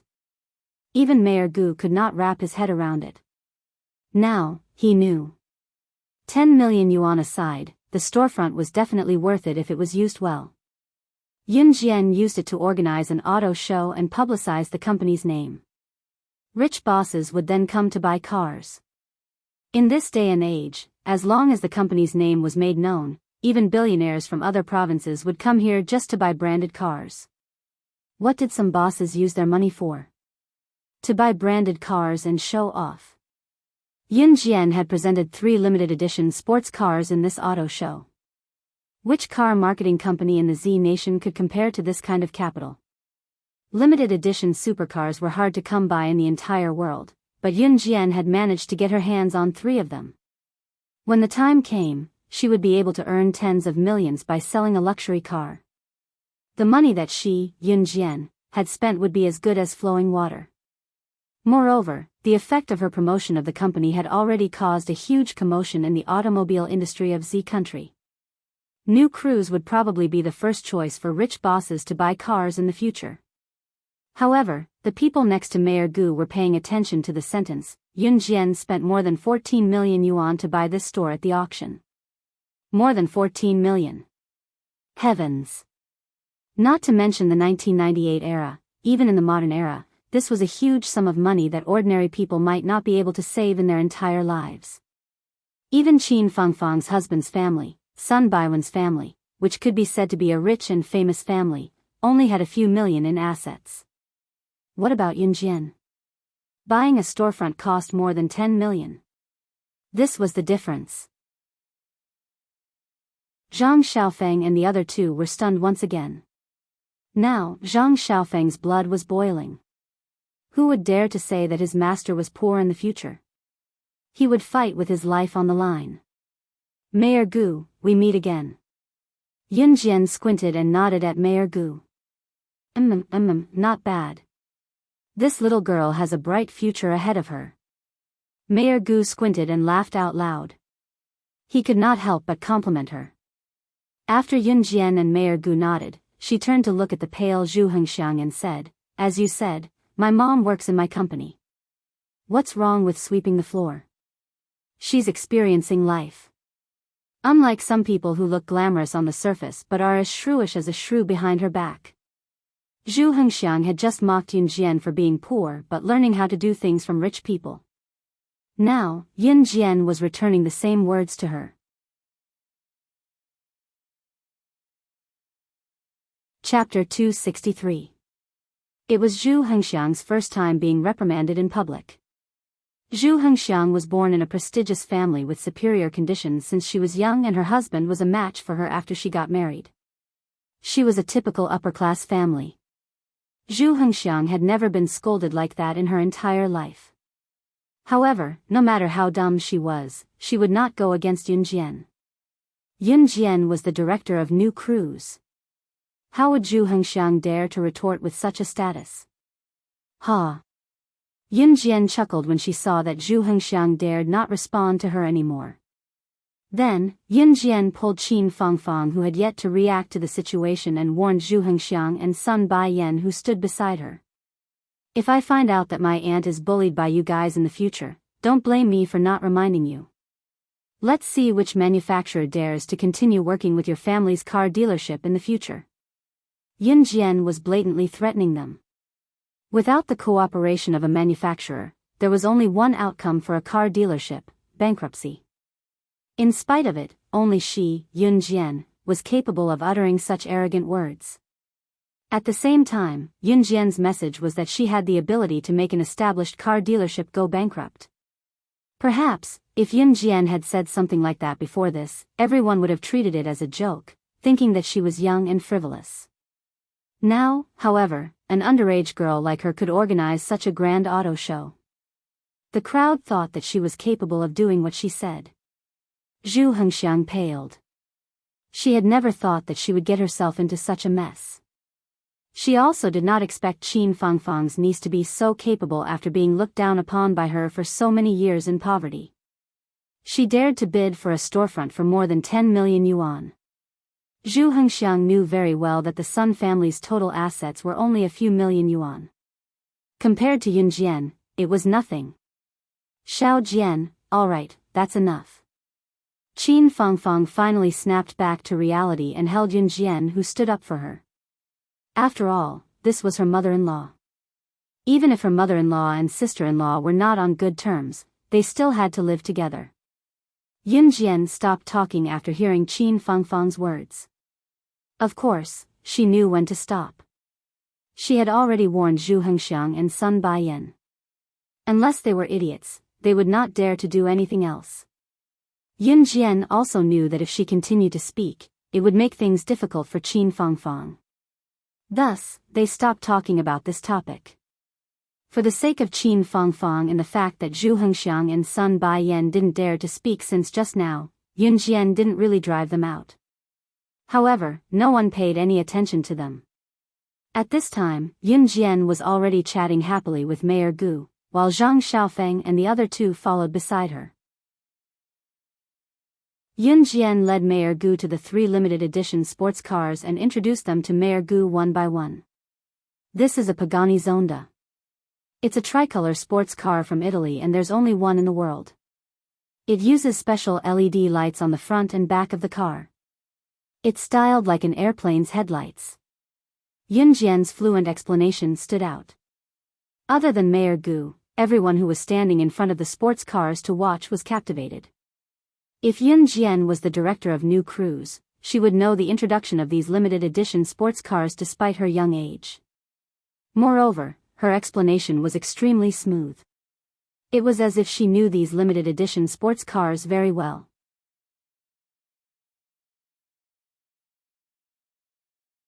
Chapter 264. The auto show went on smoothly. After sending Qin Fangfang and her family off, the show came to a close. See you next time, girl. Mayor Gu said to Yun Jian when he left with Su Zetian. As he said that, Mayor Gu gestured to Yun Jian. Also, our government will support any promotional projects New Cruise has in the future. You can come to me if you run into any trouble. With Mayor Gu's assurance, Yun Jian smiled gratefully. Although she did not need help, it was good to have Mayor Gu's goodwill. After sending off everyone who came to watch the auto show, there were only the staff clearing the venue. Zhang Xiaofeng, Zhang Jifan, and Zhang Jifan left. Looking at Zhang Xiaofeng, Zhang Jifan, and Zhang Jifan who were holding back their questions, Yun Jian smiled and told them, if you're willing, you can work for Jifan in the future.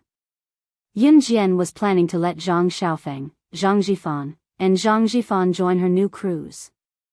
Zhang Xiaofeng, Zhang Jifan, and Zhang Jifan came from rich families. They had lived a life of having everything taken care of and had never worked independently. Did Yun Jian mean that she wanted them to join New Cruise? This was no doubt a chance to break away from family and express themselves. We're willing, of course we're willing. All 3 of them shouted in unison. Yun Jian pressed her lips into a smile. After the auto show, all sorts of sports cars, regular sedans, and affordable sedans that New Cruise promoted went on the market. To everyone's surprise, New Cruise had sold 368 cars in less than 3 days of official car sales. This meant that they sold over 100 sedans on average in these few days. There were many expensive sports cars among them. Selling one of them would earn them millions of yuan. Of course, Longmen City's big bosses were not the only buyers. Some business tycoons who came because of their fame were there as well. New crews rose rapidly, earning a net profit of 30 million yuan in the month. The astounding sales made it the top car company in the country, let alone Longmen City's car marketing company. The company's reputation soared and swept the country. As the director of new crews, Yun Jian was sitting in the classroom, her fair and slender fingers twirling a black pen leisurely as she worked on a blank test paper on her desk. Yun Jian was in the first semester of her third year in junior high school. She would face the first major exam of her life in half a semester, the senior high school entrance exams. Therefore, the school's teachers had increased their students' learning tasks, such as endless test papers every day.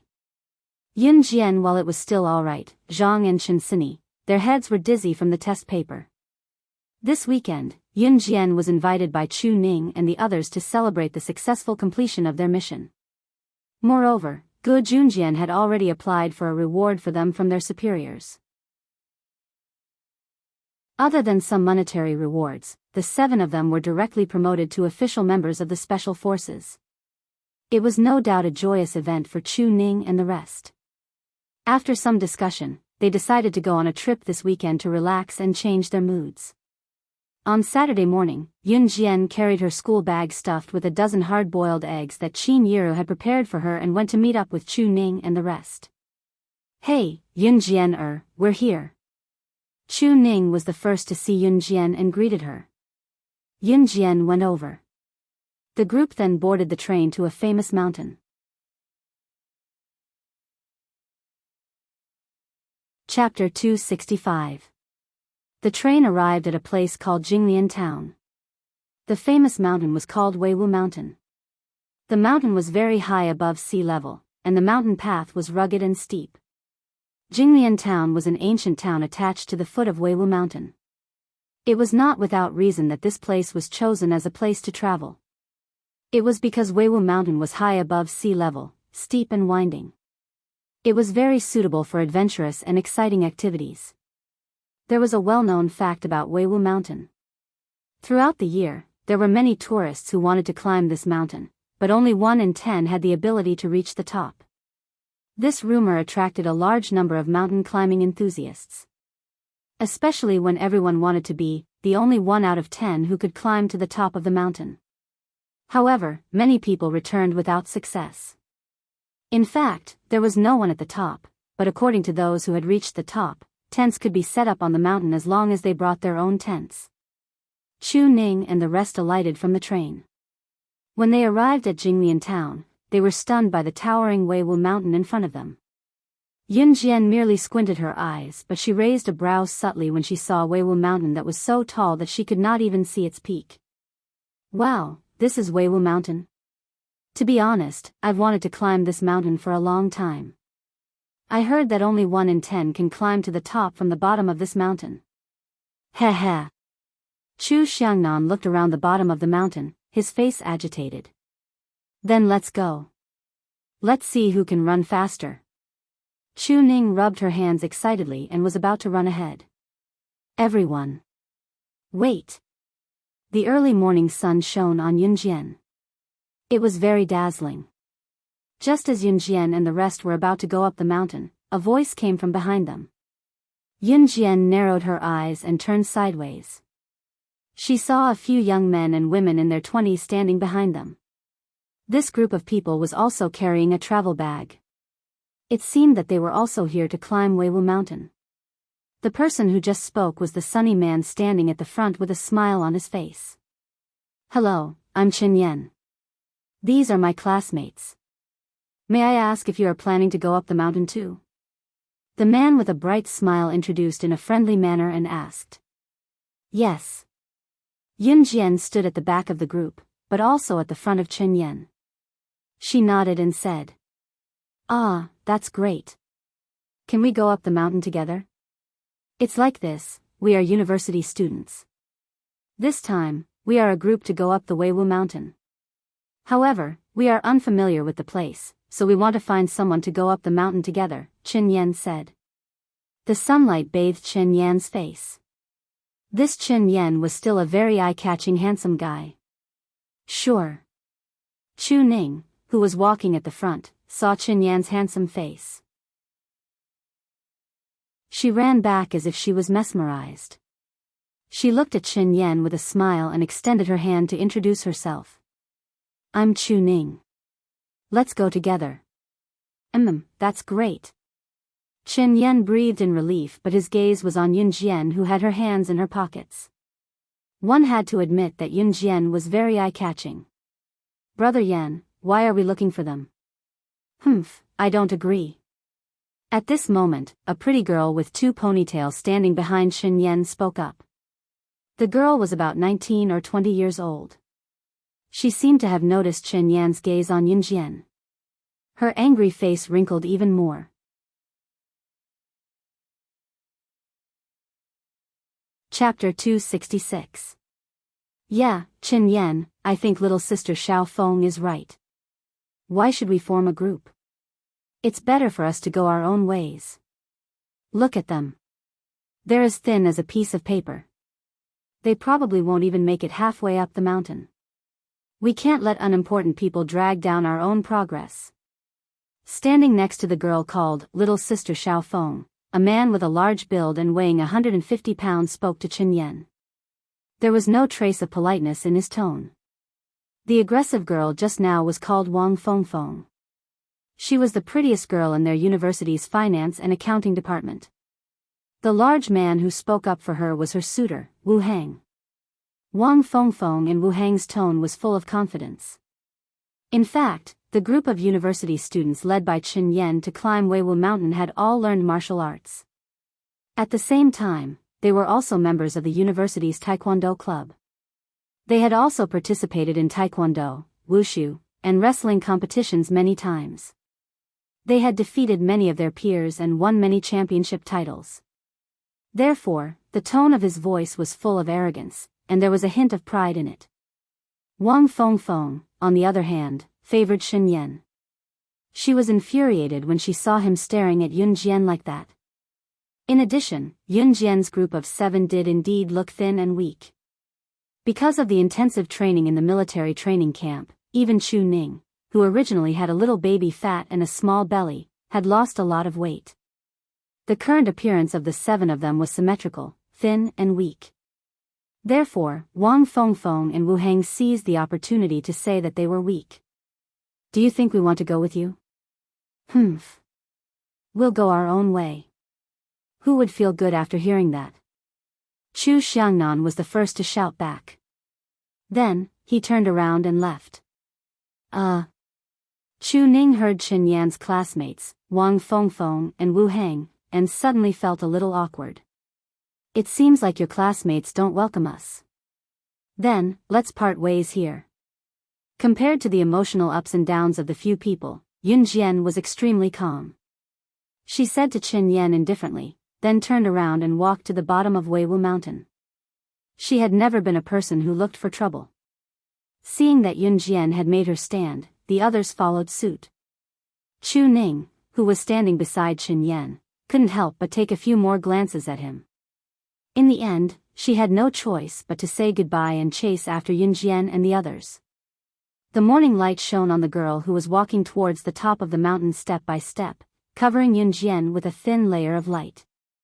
Qin Yan was stunned the moment he saw this naturally noble and inviolable figure.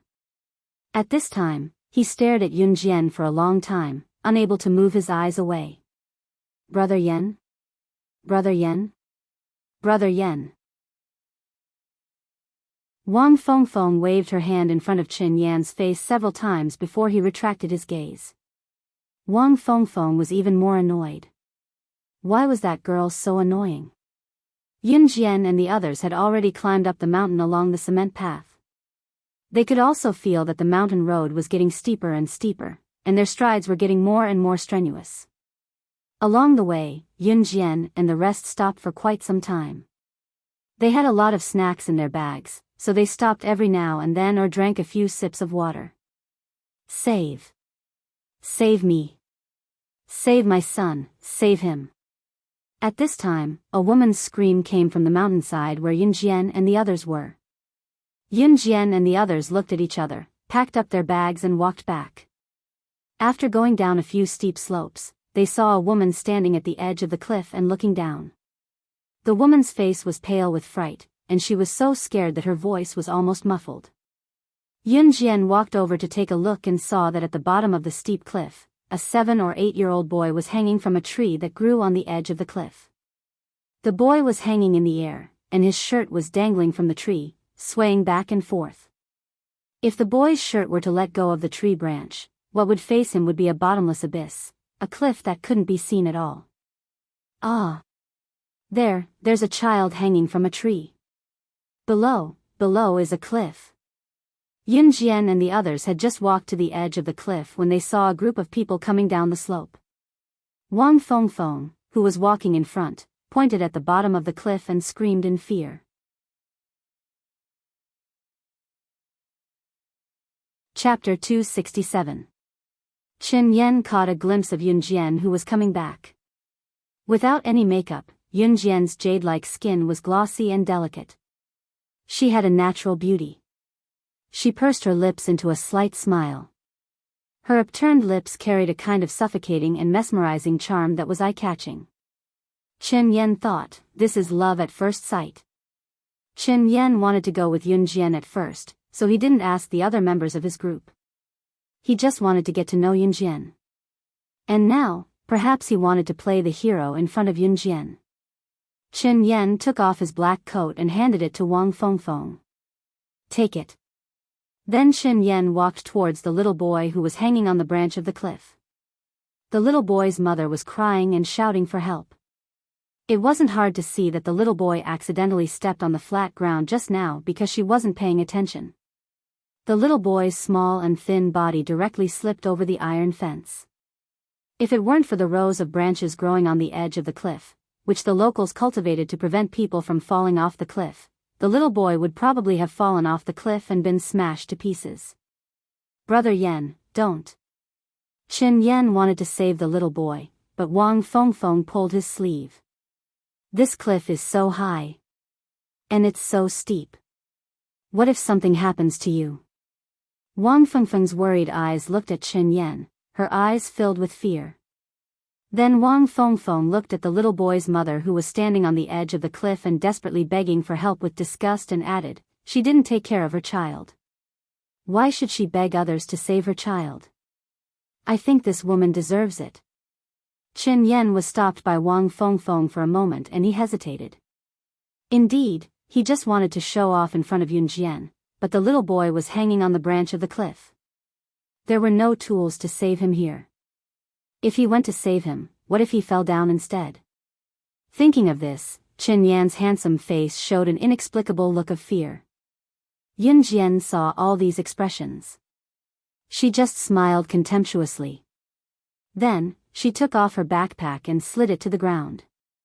Her fair and slender fingers pulled the zipper of the backpack and she quickly took something out of it. Flying claw. Yunjian, you actually remembered to bring this? Chu Ning was still worried about the little boy who was dangling from the cliff and was about to fall when she saw Yunjian take out a flying claw. She cried out in surprise. Military flying claw. With this thing, as long as it was fixed properly and he grabbed the rope, he could hang down to save the little boy. Yes. Yunjian nodded. She swung her flying claw and it caught a firm spot on the edge of the cliff. Then, she jumped off the cliff. When Qin Yan and the others saw this scene, their eyelids twitched tightly. When they came back to their senses, they were all shocked, especially when they saw Yunjian take out the flying claws. Who were they? Why would they bring a flying claw, a weapon that belonged to the special forces, when they were traveling? Just as they thought of this, Qin Yan and the others were stunned. They saw Yunjian move in a perfect arc. She used the flying claw and leaned towards the little boy. Then, she reached out and picked up the little boy. At the moment when everyone's heart skipped a beat, she retracted the flying claw in her hand and stomped on a protruding cliff point. Then, she jumped up nimbly. When they looked again, Yun Jian had already rescued the little boy. Meanwhile, Chen Yan and the others were dumbfounded. How was it that Yun Jian, who looked so thin and frail, was so agile and swift? This didn't make sense. Especially Wang Fengfeng and Wu Hang, who had said bad things about Yun Jian and the others. At this moment, there was no trace of redness on their faces. When Yun Jian rescued the little boy and placed him on the ground, she saw the little boy's face clearly. The little boy was very delicate and pretty. His skin was smooth and lustrous, and his cheeks were rosy. It was as if he didn't realize that he had just experienced a life-and-death situation. Yun Jian was dumbfounded. Under everyone's gaze, her beautiful pupils contracted. She stared at the little boy for a moment, her emotions changing rapidly.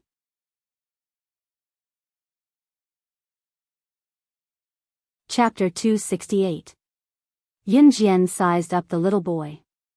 Looking at the little boy's face that was identical to her little brother's, she couldn't help but think of her little brother's lively smile when she first saw him in her previous life. She also remembered the dried tear stains at the corner of her little brother's eyes when he died tragically. Little Zhu. Yun Jian reached out her hand. Although she had always been strong, her voice was trembling when she spoke. Her little brother's name was Yun Zhu. She still remembered the first time her little brother had seen her in her previous life. He had used his big black eyes to stare at her, his face was rosy, his lips were white, and his words were clear. He had blinked at her and said, "Are you my big sister?" Then, he happily grabbed her big hand with his short and cold little fingers. He was overjoyed. That's great. Little Zhu has a big sister too. Little Zhu has a family too. Yun Jian and Yun Zhu's biological parents died in a car accident when Yun Zhu was 4 years old. The reason was that Yun Jian was kidnapped by the organization when she was very young. Her biological parents searched for her for more than 10 years. In the end, both of them died in a car accident during the search. Yun Zhu grew up in an orphanage.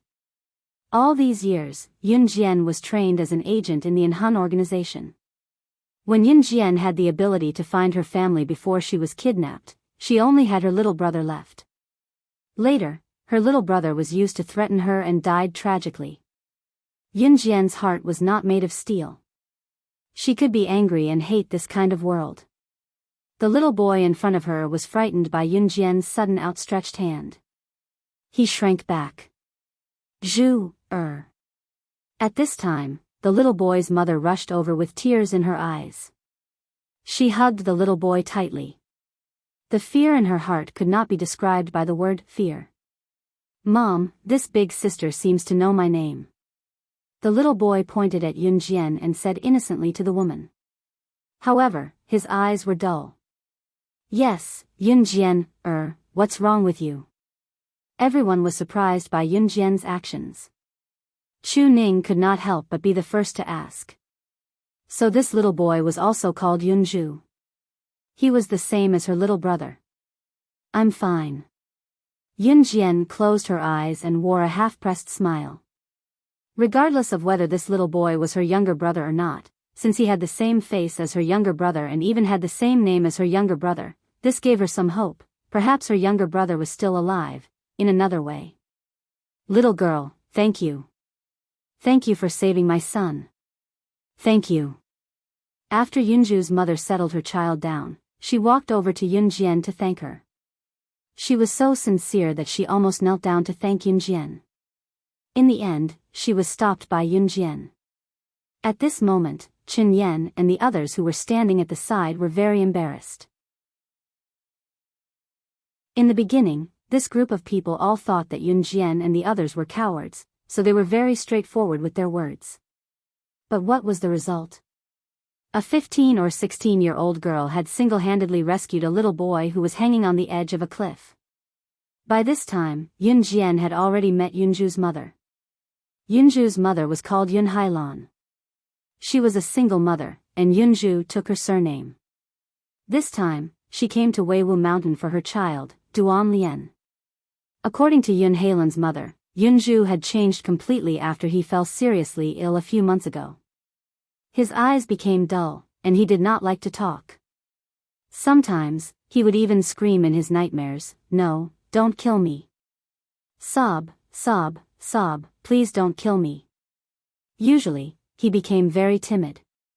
At the age of 8, he did not even dare to go to the toilet alone in the middle of the night. Yun Hailan came to Weiwu Mountain because of Duan Lian and Yunju's courage, but she did not expect something like this to happen. She did not expect that Yunju would fall down the cliff just because she was not paying attention. When Yun Jian heard Yun Hailan's words, she froze on the spot.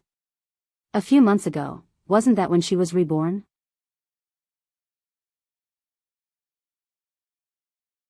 Chapter 269. Could it be that her brother was reborn? Yun Jian suppressed the excitement in her heart. However, she knew one thing.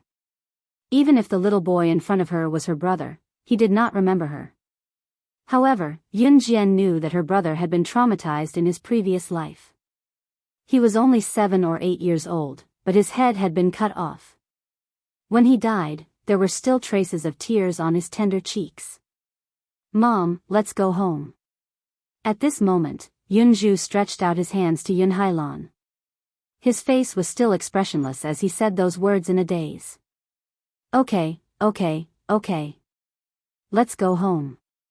Yun Hailan reached out and carried Yunju. Then, she apologized to Yun Jian. "Zhu wanted to go home, so I brought him home first.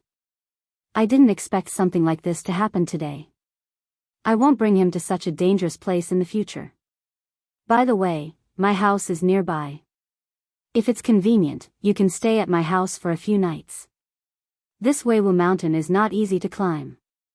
Most people will come down not long after going up the mountain. The closer the mountain is to the top, the steeper the slope. Moreover, it could be life-threatening at any time. Therefore, most people would not risk their lives to climb up the mountain." "Okay." Yun Jian nodded. Her eyes were fixed on Yunju. Then, she made a decision. "I'm not going up the mountain. It seems that I'll have to trouble you for a few nights." She had to figure out what happened to her brother. "What? Yun Jian, you're not going up the mountain?" Chu Xiangnan was completely unaware of the situation. He shouted in surprise. "Yes, I'm not going." In fact, whether or not she climbed the mountain did not matter much to Yun Jian. Therefore, she nodded and replied to Chu Xiangnan. "You guys go ahead," Yun Jian said to Chu Xiangnan, Chu Ning, and the others. Then, she went down the mountain with Yun Hailan.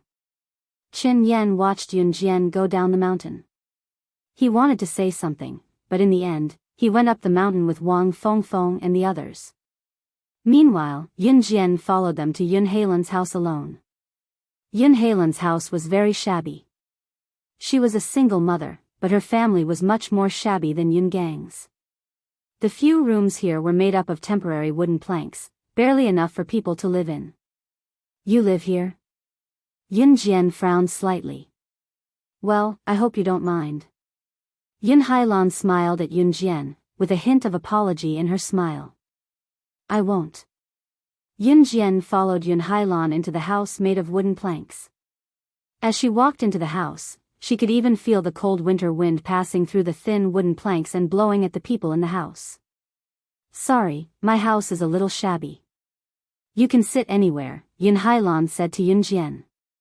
Yun Jian did not stand on ceremony. She sat down directly. While Yun Jian sat down and chatted with Yunju, Yun Hailan took the opportunity to start working. Because Yun Hailan's family was poor, she could only rely on handicrafts to make a living. "Mom, I'm cold." At this moment, Yunju, who was wearing thin clothes, curled up and shouted. Yun Hailan gritted her teeth and said to Yunju, "Be good, Zhu. I'll buy you a cotton-padded coat when I get my salary in a few days." Yun Hailan's family was so poor that they could barely afford food and clothing. The residents of Jinglian town generally lived in poor conditions. Yun Hailan had no work experience, and now she had to raise her child, so she was even more destitute. She did not even have the money to go to the hospital when Yunju's behavior became strange in recent months. When Yun Jian heard this, she took off her thick down jacket and put it on Yunju. This is not right. Yun Hailan saw this and reached out to refuse. The child is still growing. He needs warmth, Yun Jian explained. Yun Hailan was silent for a few seconds. She looked at Yun Jian gratefully and said with tears in her eyes, "Thank you."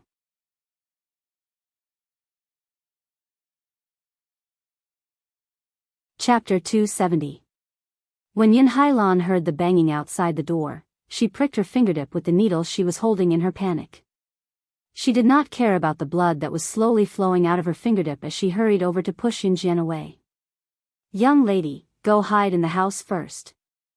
Go now." Yun Hailan pushed Yun Jian into the house.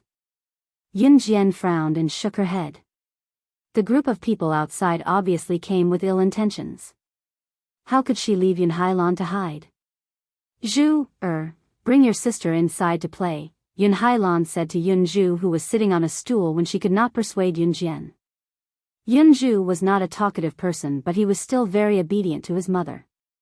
Yun Zhu went over to hold Yun Jian's hand and led her into the house. Yun Jian followed Yun Zhu into the house because she saw Yun Hailan telling her softly, "I'm fine. Young lady, look after Zhu, for me." After Yun Jian and Yun Zhu hid in the house, Yun Hailan turned to open the door. Creak, the thin door panel was opened. Yun Jian could still see the scene through the crack of the door from the other room. Standing outside the door was a tall and burly man with thick arms and a bulging beer belly. Jinglian town was not a peaceful town because the residents here were different from Longmen City. The living environment here was a few levels worse than Longmen City, so there was more social unrest here. The residents here would be forcefully collected protection fees. It was not unusual to see such incidents. Even the police could not do anything about these people who collected protection fees. Because these people were all gangsters, all of them wielded knives and guns. Most importantly, these people had someone backing them up, so even the police could not do anything about them. There was a group of people standing behind the man, each of them holding something like metal rods in their hands. It was obvious that they were not good people. At this time, the tall man in the lead shook his fat body and stretched out a fat hand. He was holding a blade of grass in his mouth. He looked at Yun Hailan arrogantly. Where's the money?" Yun Hailan looked a little scared, but she forced herself to look at them normally. "Brother Nyo, our family is tight on money recently. Can you give me a few more days? After I finish this batch of work, I'll give you the money as soon as I get paid. What do you think?" Yun Hailan pleaded. She really had no money. If she had some extra money on hand, she wouldn't have refused to take her child to the hospital when he was so emotionally unstable. Motherf *Ker, who the F***ck are you trying to fool? The other families have already paid the protection fees, and you're the only one who's still dawdling. Brothers, let's go. Don't talk nonsense with this woman. Let's smash her house and see if she can pay for it. The man called Brother Nyo waved an iron rod and was about to hit Yun Hailan's thin body. Yun Hailan was already prepared to take a beating. Brother Nyo's group was unreasonable. Because they were gangsters, they usually stirred up trouble and had a powerful background. Even the police couldn't do anything to them. It was common for Yun Hailan to be beaten. Of course, before she was beaten, she would lock Yun Zhu in the room so that the child wouldn't see it. She asked Yun Jian to hide as well because Yun Jian was pretty. Brother Nyo's group was not only greedy, but they would also forcefully occupy beautiful women when they saw them. Many innocent girls in town had been defiled by this group of people. She was indebted to Yun Jian. Of course, she couldn't watch Yun Jian be bullied, so she asked them to hide and keep quiet. Just as the iron rod was about to hit Yun Hailan, a pair of fair and clean hands suddenly grabbed the iron rod. In the blink of an eye, Yun Jian had already dashed out of the house next door. When Brother Nyo and his group saw Yun Jian, their eyes lit up. What a beautiful woman.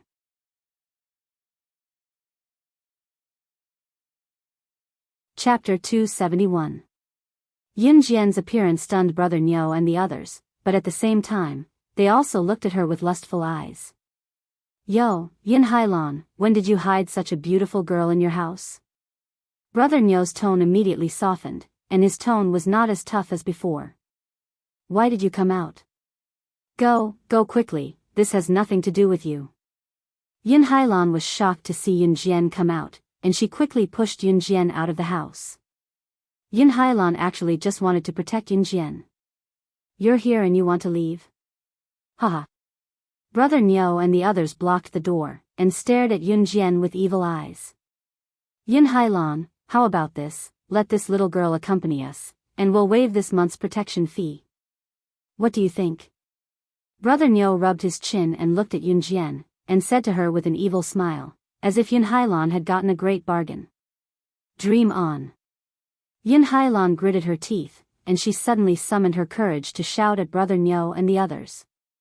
Yun Jian was her benefactor, and Yun Hailan did not expect that Brother Niu and the others would come to collect protection fee at this time, and she also did not expect that Yun Jian would not listen to her and come out to stand up for her. Naturally, she would not let Yun Jian fall into the hands of evil people. Mother Ker, when did you get so bold? Huh? I'm giving you a chance today because of you.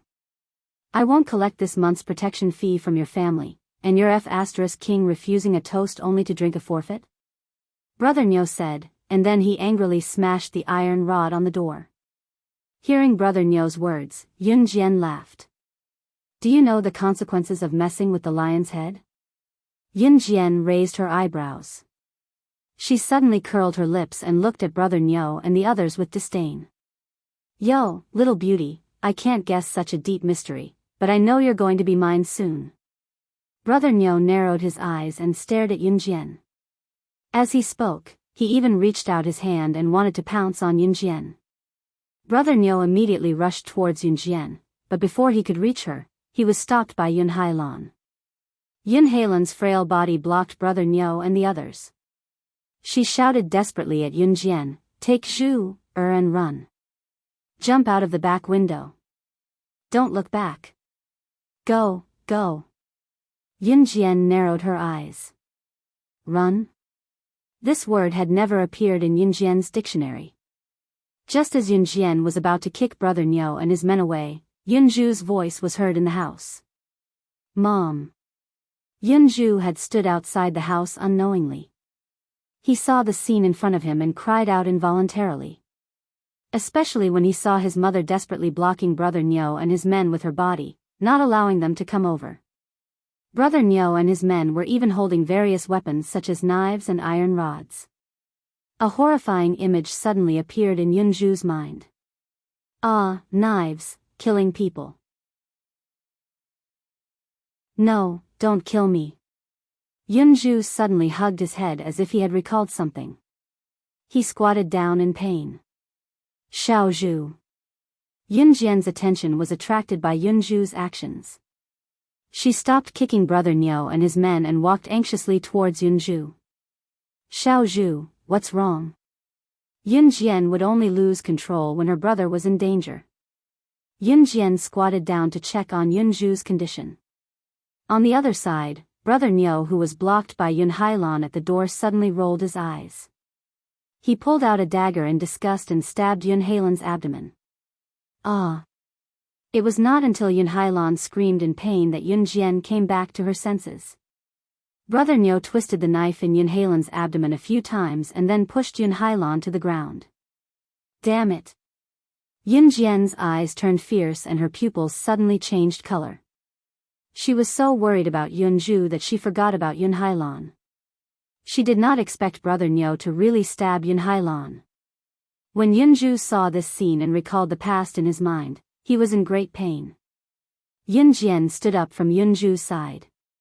Her cruel eyes were filled with burning anger. She was really angry.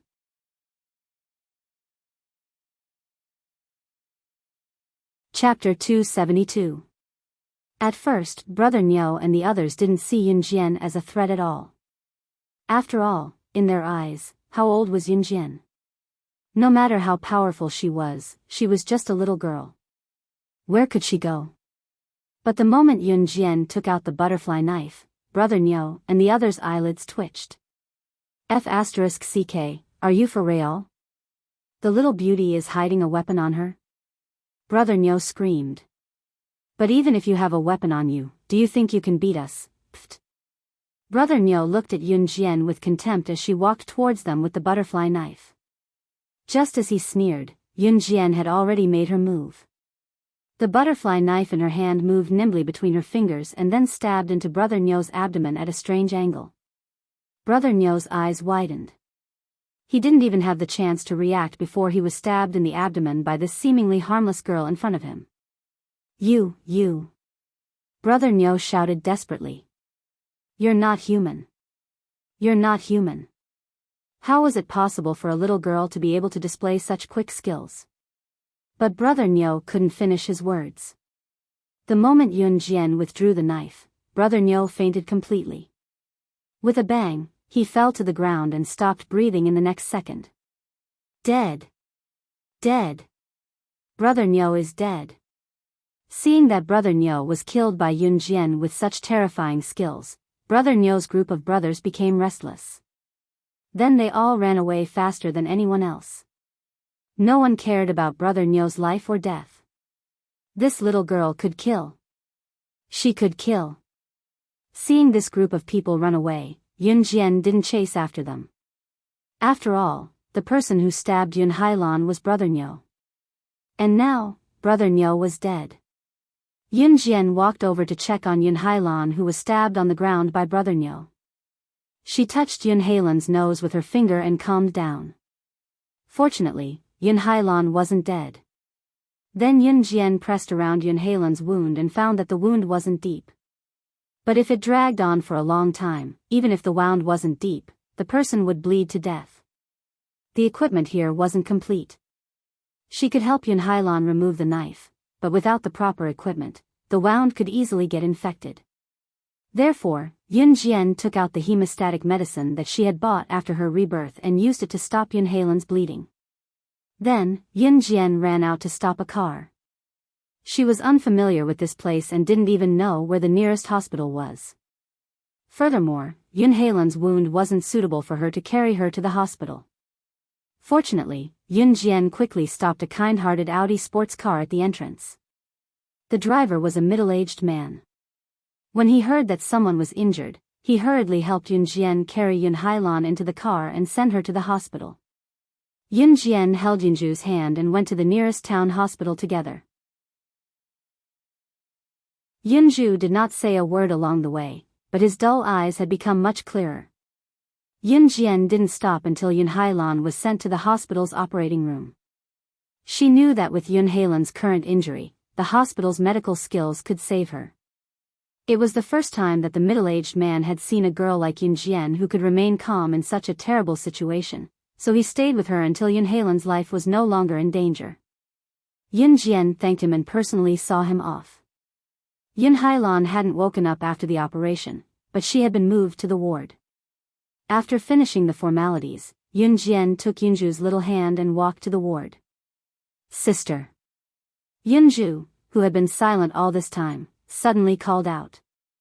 At this moment, walking in the deserted corridor of the hospital, Yun Jian's hand holding Yunju's hand suddenly paused. Yunju's next words almost made her, who had always been stubborn, cry. You're my sister, right? I know you're my sister.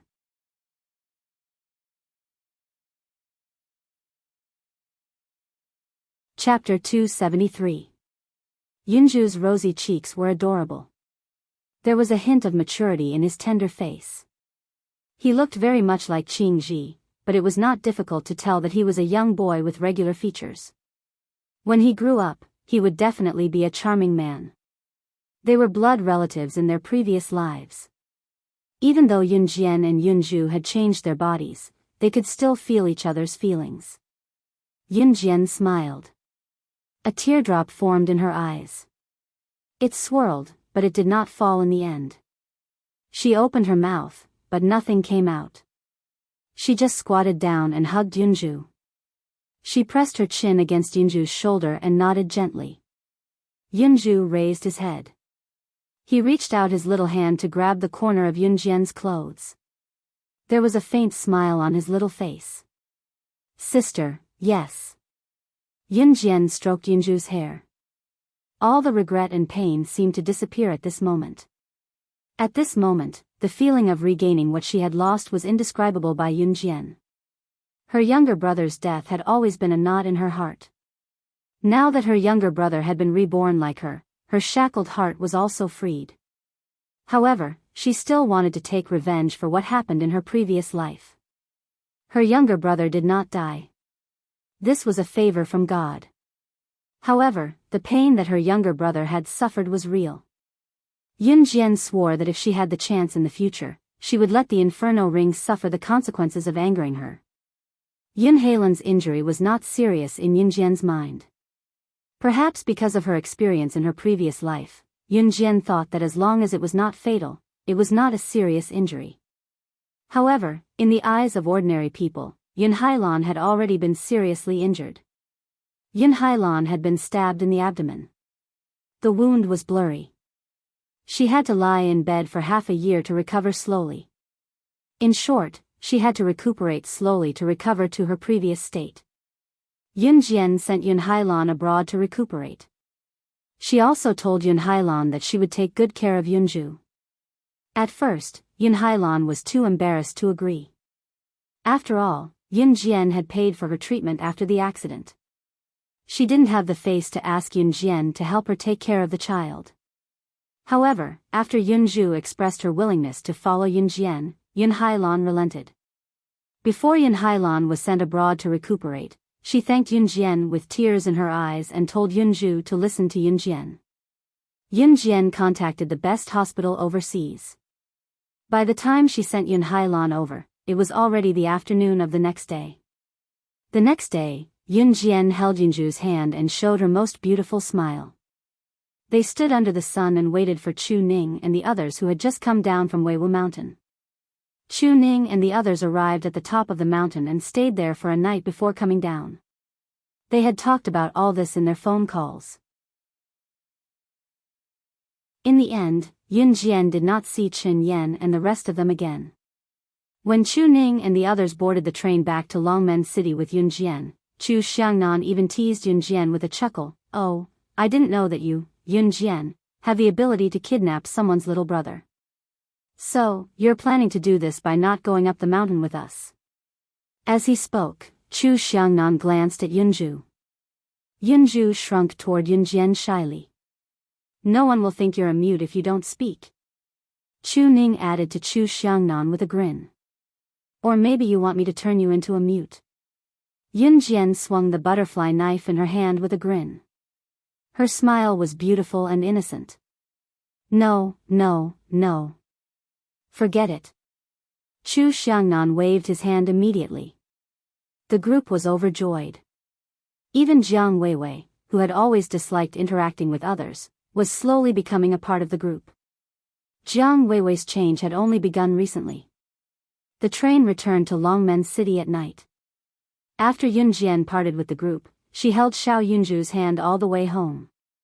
Holding Xiao Yunju's hand, Yunjian had just stepped into the villa when she saw the tall figure sitting on the sofa.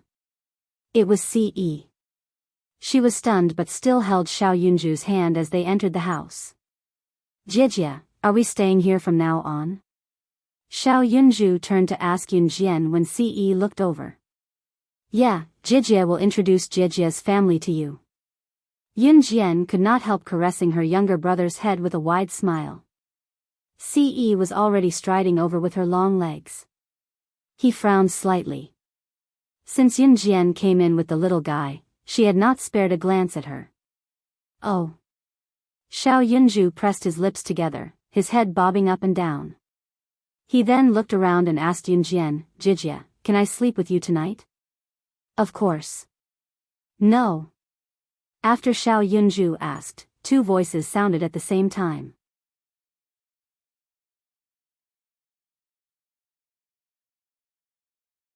Chapter 274. Yunjian and Yunju were both stunned by Ce's words. Yunjian, in particular, did not understand the meaning behind Ce's words. Yunju, on the other hand, shook his adorable little head from side to side. An 8-year-old child naturally did not understand that he had asked his older sister a question. Why was his older brother, who was so handsome, not allowing him to sleep with his older sister when his older sister had already agreed to it? Before either of them realized what was going on, Siyi's tall and broad figure appeared in front of Yunjian. He raised his good-looking eyebrows slightly and turned to look at Xiao Yunju. His short hair tilted to the side as he repeated his words in a mellow and pleasant voice, "You're not allowed to sleep with her." Yunju's arrival had been unexpected. Moreover, he had not helped Yunju clean up a clean room. However, Yunju wanted to sleep in the same room as Yunjian. Even though Yunju was just a little kid, he would not allow it.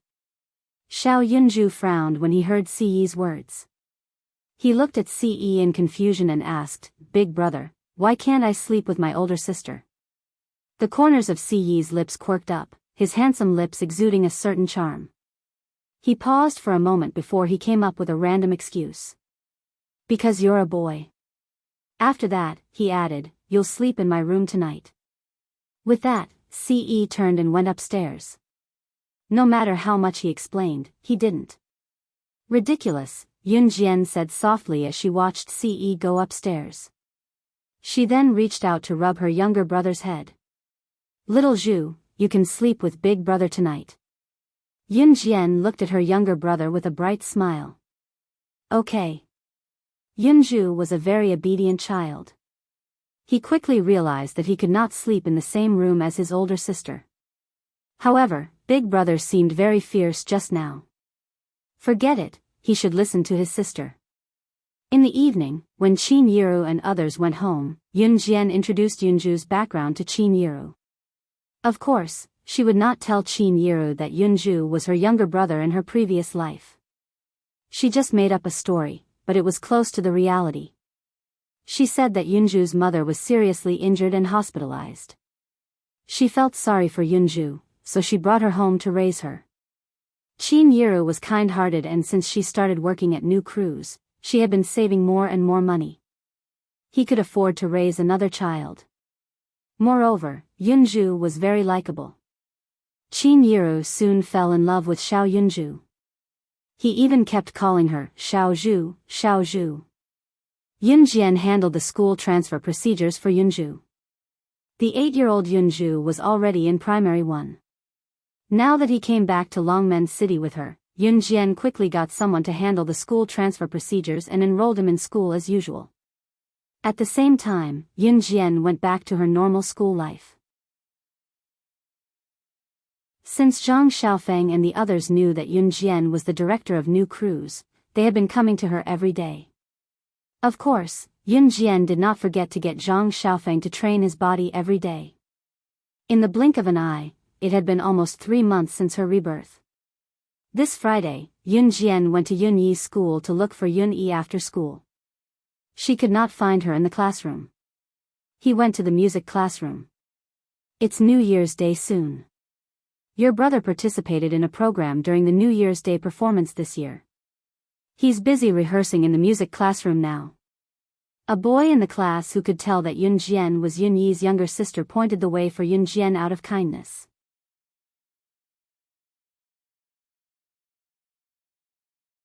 Chapter 275.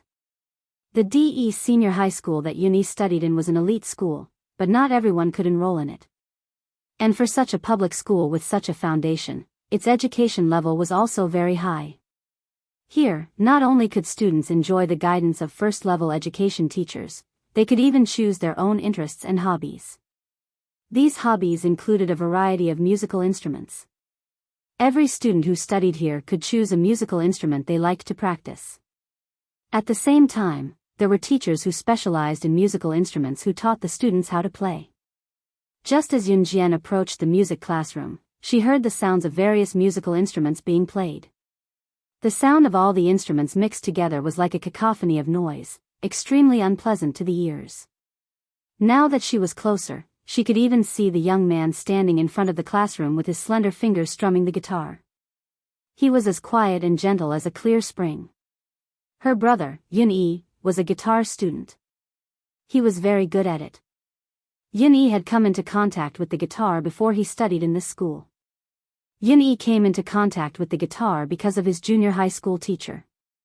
Yin-yi's junior high school teacher was a beautiful woman who loved to play the guitar. When Yin-yi became obsessed with the guitar, his junior high school teacher knew that Yin-yi liked it but could not afford a guitar to practice due to her family's financial situation, so she gave her guitar to Yin-yi. Yin-yi had been teaching himself to play the guitar and had not stopped since. Xiao Jian. Yin-yi noticed Yun Jian quickly. He kept his guitar and placed it aside before going to Yun Jian. Go. Yun Jian called out with squinted eyes and commented to Yin-yi, "You played well." It was indeed well done. Yin-yi chuckled in embarrassment and led Yun Jian into the music classroom. The music classroom was currently filled with the sound of various musical instruments being practiced diligently. It was very noisy. "Yin-yi, who's this cute little girl?" Just as Yun Jian was looking around, an unfriendly voice rang out. A pretty girl in a pretty pink dress with regular features stood in front of Yun Jian, looking at her maliciously with a hint of threat in her tone. At first glance, Yun Jian did not feel anything special about the girl. "She's my younger sister, Yun Jian." Yin-yi answered with a smile and introduced the girl to Yun Jian. "She's Chen Yubing, the main pianist for our New Year's Day performance." Yin-yi gave a simple introduction. Yun Jian, on the other hand, noticed it. The girl named Chen Yubing kept glancing at Yin-yi, the adoration in her eyes was clearly visible. Yun Jian also realized that Chen Yubing had a lot of opinions about her at first, but when Yin-yi said that she was his younger sister, Chen Yubing's expression changed again. "Wow, you're Yin-yi's younger sister."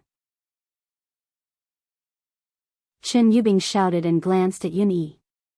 Then she walked over and pulled Yun Jian to the only piano in the music classroom as if she was an old friend. At the same time, Chen Yubing was still mumbling to herself, as if she was afraid that others would not know how good she was. "Little girl, is this your first time here? Hee, do you want to learn how to play the piano? Although I'm not very good now, I'm only at the 9th grade of piano, but I can teach you how to play." You're tuning into the Biyao's Wuxia Chronicles YouTube channel. Don't forget to subscribe and join us on this journey to catch the most captivating stories.